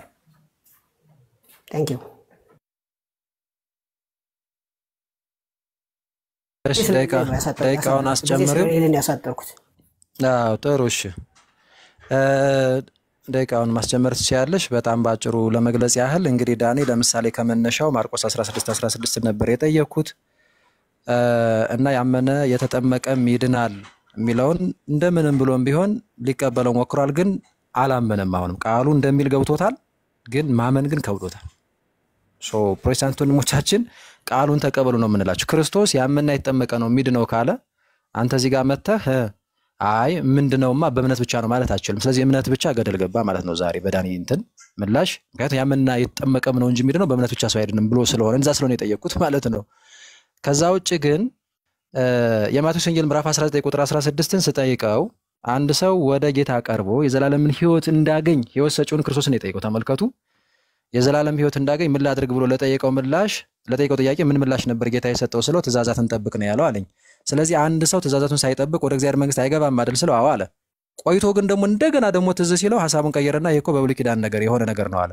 ስለዚህ ክርስቶስን እንዲያውም ምን አደረገው? በአይሁድነታቸው እዛው ጸንተው በክርስቶስ ሳያምኑ ሕግና ትእዛዙን ብቻ ዝም ጠብቀው የኦሪቱን ማለት ነው በሕግ ስራ ይጸድቃሉ የሚል እንዲያውም ሌላ አስተምሮ ነግሮናል። በነገራችን ላይ ዳኒ መጀመሪያ የመለስከው ምላሽ እሱ ነው። የክርስትና ትምህርት አንድ ሰው ተመልከት አምኖ ተጠምቆ የመንፈስ ቅዱስን ጸጋ ተቀብሎ ቅዱስ ሥጋና ክቡር ደሙን ጠጥቶ ልጅ ከሆነ በኋላ በሕይወት ዘመኑ እንደ ልጅ ካልተመላለሰ ትእዛዛቱን ካልጠበቀ ወደ እግዚአብሔር መንግስት ሊገባ አይችልም። ዮሐንስ ወንጌል ምዕራፍ 15 ቁጥር 2ንም ቅድም ጠቅሼው ነበረ።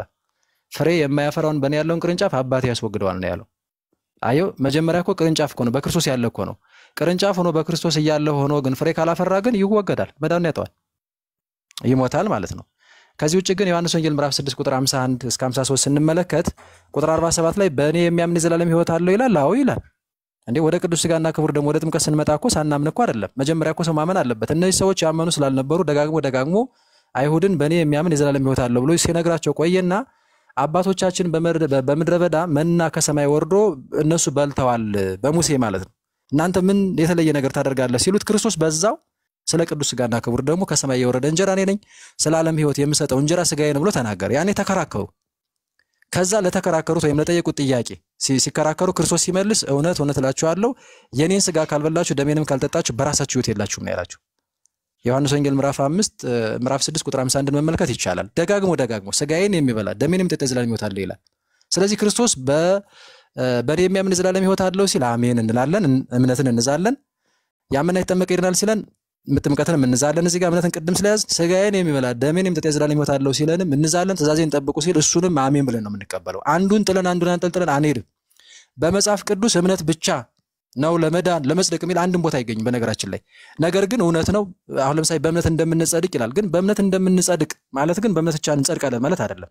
በእምነት በኩል ነው እንጂ በሕግ ስራ በኩል ወይም በኦሪቱ በኩል ሊዳን አይቻልም። ከዚህ ውጭ ግን ሲደመድም ጥምቀት እኮ ጠቃሚ አይደለም ምናምን አንልም ይላል። ለመዳን ነው ብትሉት ግን ጠቃሚ አይደለም ነው የሚላችሁ። ይሄ ማለባበስ ስራ ነው። ይሄ የትም አያዳርስም። እመኑ ነው የምንለው። እግዚአብሔር ይስጥልኝ።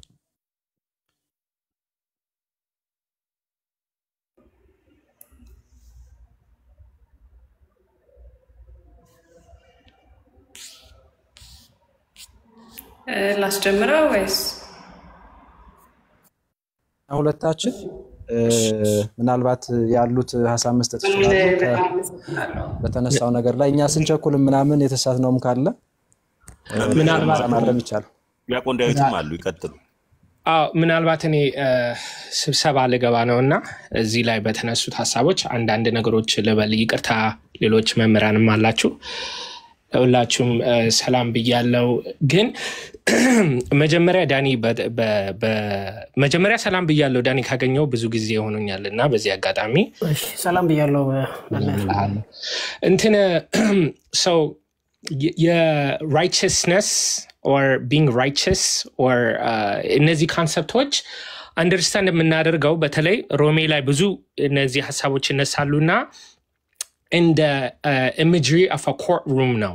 But Paulos, the law, he was trained in law. Salazi, ihinin yasabano in the imagery of a courtroom minagranena. And so, Sigaba, there's a judge, and he's standing before the judge, and if he's guilty, or if he's being good, the judge will accordingly say ante guilty na ወይም guilty አይደለህም ብሎ ይነግረዋል. This process is called justification. ለምሳሌ in the book of Deuteronomy chapter 25 verse 1, if there is a dispute between men and they come into a court ይላል, the judge shall justify the righteous and condemn the wicked ይላል. So justification የምንለው ምንድነው? The process which the judge says አንተ ትክክል ነህ ትክክል አይደለህም ማለት ነው። እሺ ወደ spiritual angle ደግሞ በተለይ ሮሜ ላይ ቅዱስ ጳውሎስ ይህንን ሲነግረን ምን እያለን ነው? እኛ we will appear before the righteous judge ክርስቶስ እና we will be judged according to the law. At that point በህጉ ብንሄድ እንወድቃለን. We will be called wicked. The only option we have there is to invoke Christ by faith.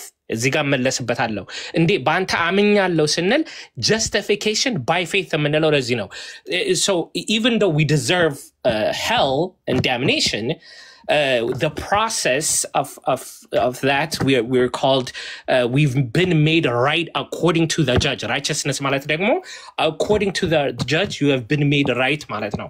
ይህንን ሐሳቦች መጀመሪያ መሰረቱን መቀበል አለብን. ኦኬ ይሄንን ከገባን መሰረቱ ይሄ ከሆነ ወደ ዳኒ ጥያቄ ስንገባ ዳኒ is presupposing justification እና righteousness ሁለቱ ነገሮች የተለያዩ different concept አድርጎ ነው ያመጣቸው። ለዚህ ነው ዲያቆን ክርስቶፎሮስ righteousness የምንሆንበት በጥምቀትና righteousnessን አገናኝልኝ ሲለው ዲያቆን ክርስቶፎሮስ ኦኬ ስለ ነገረ ድነት ውስጥ ሲገባ ኖ የኔ ጥያቄ righteousness ነው ብሎ ለይቶታል። So መጀመሪያ ወንድማችን ዳኒ you have to the ball is in your court to show us why you think justification and righteousness ሁለት የተለያዩ ኮንሰፕቶች እንደሆኑ ወደ justification by faith by the way ምን ማለት ነው የሚለውን ሳመጣው ከታላቅ ይቅርታ ግን መምህር አንድ ሐሳቤን ልጨርስ ሰዓት ስለሌለኝ ነው። The book of Romans chapter 1 verse 16 through 17 it says this good news tells us how God makes us right in his sight. This is accomplished from start to finish by faith. As scriptures say, it is through faith that a righteous person has life. ይላል ሮሜ 1 ቁጥር 16 እስከ 17 Scripture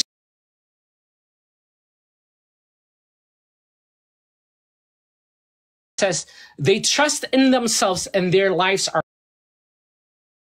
crooked, but the righteous will live by their faithfulness.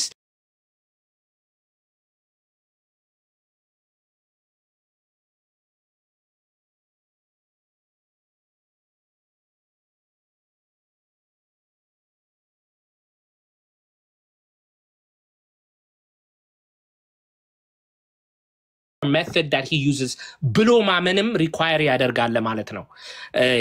ይሄንን በአማርኛ ነገርን እያሉ ነው።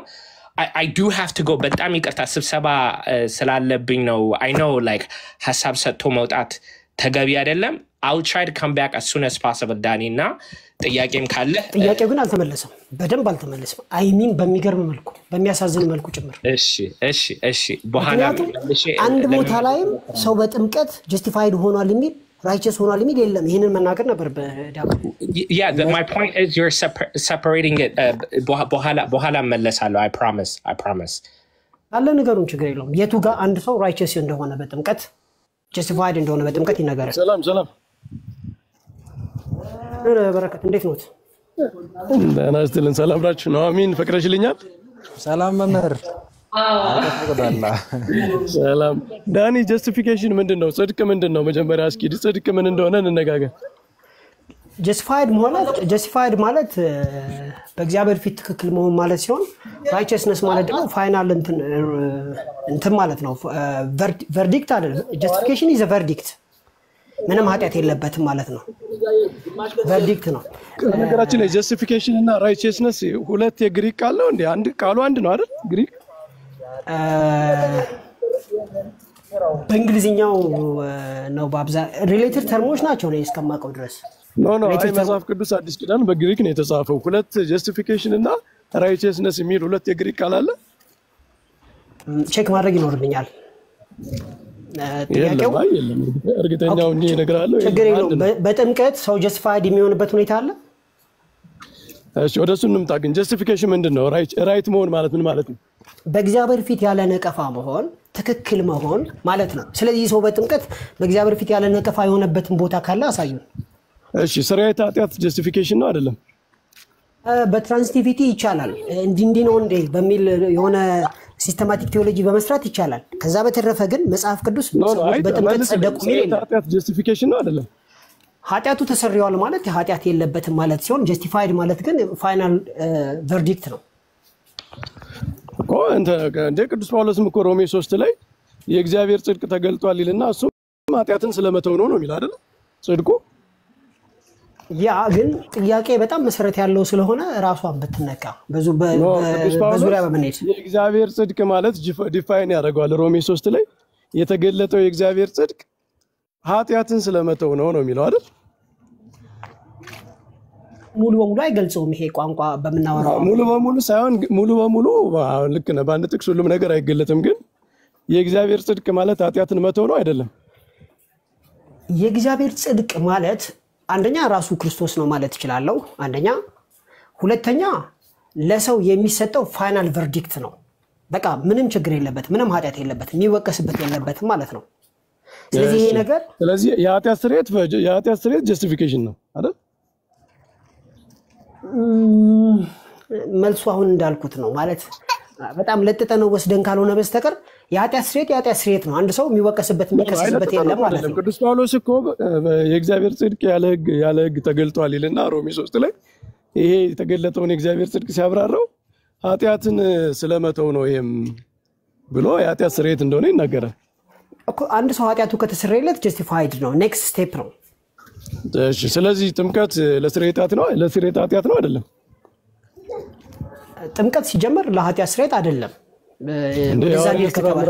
የሐዋርያት ሥራ ምዕራፍ 2 ላይ ተጠመቁ ኃጢአታችሁን ይቅር የኃጢአት ስርየት ታገኙ ዘንድ ይላል እኮ ቅዱስ ጴጥሮስ።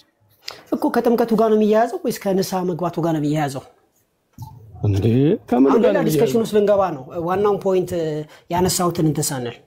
እሺ ጥምቀት ኃጢአት አያስተሰርይም ብለህ ነው የምታምነው? አዎ፣ ግን መጀመሪያ መጽሐፍ ቅዱስ ላይ አንድ ጊዜም ቢሆን ሰው ጻድቅ ይሆናል በጥምቀት የሚለው ክሪድ ትቀበላለህ? የኒቂያን ክሪድ እቀበላለሁ ከተብራራልኝ። እሺ የኒቂያ ክሪድ ጥምቀትን ቀጥታ ከኃጢአት ስርየት ጋር ነው የሚያገናኘው እኮ። ከየትኛው ኃጢአት ጋር? እሺ ኤኒዌይስ በቃ ግን ከኃጢአት ጋር ነው የሚያገናኘው። የትኛው ኃጢአት ያገናኘዋል? ግን የትኛውን ኃጢአት እያወራ ነው የኒቂያ እናንሳው ከተባለ? ስለዚህ ጥምቀት ግን ከኃጢአት ስርየት ጋር ነው የሚገናኘው አይደል? ኃጢአቱ የትኛው ነው የሚለውን እናብራራለን። ችግር የለም እኔ ላብራራልህ እችላለሁ። ግን ከኃጢአት ስርየት ጋር አይብራራም። ሲጀመር አዲስ ርዕስ ያነሳ ነው፣ ግን ሊብራራ የሚችል ሀሳብ አይደል። የትኛው ሲባል ቶታሊ ፓራላይዝድ የሚሆን አሰርሽን ነው። ይኸውልህ ዳኒ፣ አንተ ስህተትህ ምን መሰለህ? ጀስቲፊኬሽንን ከኃጢአት ስርየት ጋር ለማያያዝ ነው። ከኃጢአት ስርየት ጋር ጀስቲፊኬሽን ከተያያዘ ከሳክራመንትስ ጋር ይገናኛል ግዴታ። ጥምቀት ለምሳሌ የኃጢአት ስርየት ያመጣል፣ ስጋው ደግሞ የኃጢአት ስርየት ያመጣል። ለኃጢአት ስርየት የሚሆን የአዲስ ኪዳን ደሜ እንኩ ብሉ ጠጡ ተብሎ አይደል የተሰጠው? ስለዚህ አንድ ሰው ለኃጢአት ስርየት የሚሆነውን የፈሰሰውን ማውራት አለብኝ። ጓደኞች ሲወያዩ ሰምተህ ከሆነ ስለ የጌታ እራት አንዱ ጥቅሙ የኃጢአት ስርየት ማስገኘት ነው ብለው እኛ እንደውም እንደዚህ ነው የምናስተምረው እያሉ ነበረ እኮ። መምህር እኔ አሁን ማውራት አለብኝ። የሆነ ነገር ያነሱና የሆነ ነገር ድጋሚ ደግሞ አዲስ ነገር እየጨመሩ የኔ ፖይንት ምንም የተሰማ ነው ወይም በእኔ አፍ ነው። ብዙ ነገር አላነሳውም ዳኒ። የኃጢአት ስርየት ጀስቲፊኬሽን ከሆነ በቃ ከሳክራመንት ልትለየው አትችልም። አብራራለህ እንዴት እንደምትለየው እኮ። ስለዚህ መጽሐፍ ቅዱስ ውስጥ አንድ ሰው በጥምቀት ጸደቀ የሚል ያሳዩን እኮ ነው ያልከው ያለሁት። ሮሜ 6 እኮ ነገራችን ላይ ስለ ጀስቲፊኬሽን እያወራ ነው ጥምቀትን ያነሳው። ስለ ጀስቲፊኬሽን አይደለም የሚያወራው፣ ስለ ሳንክቲፊኬሽን ነው የሚያወራው። ኖ ቅዱስ ጳውሎስ ይኸውልህ አንተ ይሄ ነው ችግሩ። ሮሜ 6 ስለ ጽድቅ እያወራ ነው። መሀል ላይ ጥምቀትን ያነሳዋል። ጥምቀትን ክርስቶስ ጋር ሙታቸዋል፣ ከክርስቶስ ጋር ተነስታቸዋል ብሎ መሀል ላይ የሚያነሳው ጥምቀት ከጀስቲፊኬሽን ጋር ስለሚገናኝ ነው። ምን ጸጋ እንዲበዛልን በኃጢአት ጸንተን እንኑር ብሎ ይጀምርና ኃጢአት መስራት እንደሌለብን ጥምቀትን ደግሞ እንደ መፍትሄ አድርጎ ነው እንጂ ያቀረበው በጥምቀት ጀስቲፊኬሽን። ሮሜ 6 ይከፈት። ያው እሺ ከፍተዋለሁ፣ ችግር የለውም። ላምበብ አይደለም ሮሜ ምዕራፍ 6 እንደዚህ ይላል። እሺ ኦኬ። እንግዲህ ምን እንላለን ይላል ምዕራፍ 5 ላይ በእምነት ከጸደቅን ይላል ምዕራፍ 5 ላይ። ምዕራፍ 6 ሲጀምር ግን እንደዚህ ይላል እንግዲህ ምን እንላለን ጸጋ እንዲበዛልን በኃጢአት ጸንተን እንኑር ብሎ። ይህ አባባል ለዳኑ ሰዎች ነው የተጻፈው። ስለዚህ የዳነ ሰው ኃጢአት መስራት እንደሌለበት የተጻፈበት ቻፕተር መሆኑ ዳኒ መጀመሪያ አንብበው፣ ከማብራራት በፊት አንብበው። ችግር የለውም አብራራለሁ፣ ችግር የለውም አነባለሁ። መጀመሪያ አንብበውና አንተ ልበል። እንግዲህ ምን እንላለን ጸጋ እንዲበዛልን በኃጢአት ጸንተን እንኑርን ካለ በኋላ አይደለም ይላል። እንግዲህ ያብራራው ስላልሆነ በሚቀጥለው ሲጨርስ እንዳብራራ እድል ይሰጠኛል ማለት ነው። ስለዚህ በቀጥታ ዝም ብዬ ላምበው። እንግዲህ ምን እንላለን ጸጋ እንዲበዛልን በኃጢአት ጸንተን እንኑርን አይደለም፣ ለኃጢአት የሞተን እኛ ወደፊት እንዴት አድርገን በእርሱ እንኖራለን? ወይስ ከክርስቶስ ኢየሱስ ጋር አንድ እንሆን ዘንድ የተጠመቅን ሁላችን ከሞቱ ጋር አንድ እንሆን ዘንድ እንደተጠመቅን አታውቁምን? እንግዲህ ክርስቶስ በአብ ክብር ከሙታን እንደተነሳ እንዲሁ እኛም በአዲስ ሕይወት እንድንመላለስ ከሞቱ ጋር አንድ እንሆን ዘንድ በጥምቀት ከእርሱ ጋር ተቀበርን። ሞቱን በሚመስል ሞት ከእርሱ ጋር ከተባበርን ትንሣኤውን በሚመስል ትንሣኤ ደግሞ ከእርሱ ጋር እንተባበራለን። ከእንግዲህ ወዲያ ለኃጢአት እንዳንገዛ የኃጢአት ሥጋ ይሻር ዘንድ አሮጌው ሰዋችንን ከእርሱ ጋር እንደተሰቀለ እናውቃለን፣ የሞተስ ከኃጢአቱ ጸድቋልና ይላል። አሁን ማብራራት ይችላል። አሁን እዚህ ላይ አቁም። ቅዱስ ጳውሎስ ሞትን ከጥምቀት ጋር ካገናኘ በኋላ የሞተ ከኃጢአቱ ጸድቋል አለ። ሞትን ከጥምቀት ጋር ያገናኝ እንጂ የሰው የሞተው መስቀል ላይ ነው በሚል ቅድም ሳብራራ ሰምተዋል አይደል? እንጂ ሰው በጥምቀት አልሞተም። ይሄ አንተ ትርጉም ነው። ቅዱስ ጳውሎስ ሰው የሚሞተው በጥምቀት ነው ብሏል ከክርስቶስ ጋር አላለም። አንደኛ ደረጃ እንዳብራራ እድል አልሰጡኝም። አንደኛ ደረጃ ምክንያቱም አንብባሉኝና ቀጥታ ወደ ማብራራ ነው የገቡት። which is not fair። እንዳብራራ እድል ይሰጠኝ። ቴንክ ዩ። ሮሜ ምዕራፍ 5 አንድ ቁጥር ብቻ ነው ማነበው፣ ከዛ ምዕራፍ 6 ላይ እገባለሁ። እንግዲህ በእምነት ከጸደቅን ይልና ሶሪ በታላቅ ይቅርታ። እንግዲህ በምን ከጸደቅን? በእምነት ከጸደቅን በእግዚአብሔር ዘንድ በጌታችን ኢየሱስ ክርስቶስ ስም ሰላም እንያዝ ብሎ እንደጸደቅን በግልጽ ይናገርና ምዕራፍ 6 ግን ድምጽ ይገባል። ሶሪ ምዕራፍ 6 ግን እንደዚህ ይላል እንግዲህ ምን እንላለን ብሎ ደግሞ ለጸደቁ ሰዎች ይናገራል። እንግዲህ ምን እንላለን ጸጋ እንዲበዛልን በኃጢአት ጸንተን እንኑርን ብሎ የኃጢአት ጥያቄ ያነሳል።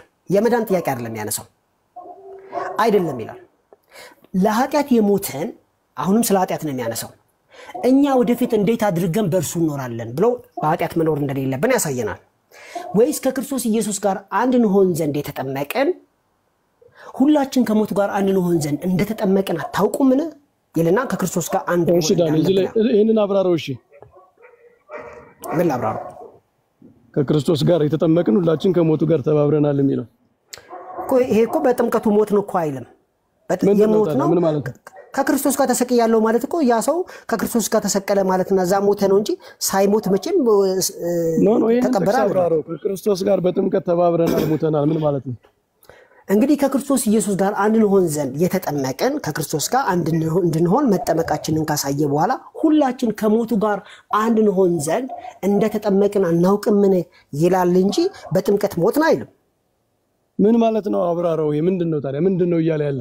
እኮ በመስቀል የሞተ ሰው እንደገና ደግሞ በሞቱ ደግሞ መስቀል አይልም። አሁን ጥምቀት ነው የሚለው። ጥምቀትን አብራራው፣ ችግር የለውም። ጥምቀትን አብራራው። ጥምቀት ከሞት ጋር ምን አገናኘው? የሞተ ሰው ስለሚቀበር ነው። ጥምቀቱ ደግሞ ቀብር ነው አይደል እንዴ? ጥምቀቱ ቀብር ነው። ሰው ከክርስቶስ ጋር ተሰቅያለሁ ሲል ከክርስቶስ ጋር ይሰቀልና የክርስቶስን ሞት ይሞታል በእምነት። ከዛ ያወርዱትና ደግሞ ይቀብሩታል በምን? በጥምቀት። ስለዚህ የሞተው መስቀሉ ላይ ነው፣ የሚቀበረው ደግሞ የሞተው ማንነቱ ነው። ሳይሞት አይቀበርም አንድ ሰው። ስለዚህ እኛ መስቀሉ ላይ ተቀብረን ጥምቀት ላይ መስቀሉ ላይ ሞተን ጥምቀት ላይ እንቀበራለን። ኤግዛክትሊ። እሺ የምንነሳው የት ላይ ነው? ከጥምቀቱ ስንነሳ ነው ማለት ተቀብረን ስንነሳ ክርስቶስን ለብሰን እንነሳለን። እሺ ስለዚህ ትንሳኤያችን ጥምቀት ላይ ነው። አው ወይ ካንድ ኦፍ ይሄ እኮ ትንሳኤ አይደለም። አክቹአሊ ይሄ ትንሳኤ ሳይሆን ስጋን ቀብረን ክርስቶስን ለብሰን መነሳትን ነው የሚያሳየው። ከዚህ በኋላ ክርስቶስ ነው በኔ እሺ ቀጥል፣ አብራራ ወደታች። ኦኬ ቴንክ ዩ። 3 ቁጥር ላይ ልቀጥል። ወይስ ከክርስቶስ ኢየሱስ ጋር አንድ እንሆን ዘንድ የተጠመቅነው ለምንድን ነው? ከክርስቶስ ጋር አንድ ለመሆን ነው። ይሄ ከክርስቶስ ጋር አንድ መሆን ማለት የክርስቶስ አካሉ ቤተክርስቲያን መሆን ማለት ነው። ሁላችን ከሞቱ ጋር አንድ እንሆን ዘንድ እንደተጠመቅን አታውቁምን? እንግዲህ ክርስቶስ በአብ ክብር ከሙታን እንደተነሳ እንዲሁ ደግሞ እዚህ ላይ ከሞቱ ጋር አንድ እንድንሆን ተጠመቅን ነው እንጂ ከቀብሩ ጋር አንድ እንድንሆን ተጠመቅን ይላል። ተጠመቅን እኮ ማለት ምን ማለት ነው? ተጠመቅን እኮ ማለት ተቀበርን ማለት እኮ ነው። ኢንተርቼንጅ ቃላቶች እኮ ነው። እንድንሆን ነው አይደል የሚለው ቅዱስ ጳውሎስ። ከሞቱ ጋር አንድ እንሆን ዘንድ እንደተጠመቅን አናውቅምን? ጌታ ኢየሱስ ክርስቶስ ሞተ። ጌታ ኢየሱስ ክርስቶስ ሲሞት ወሰዱና አቀበሩት።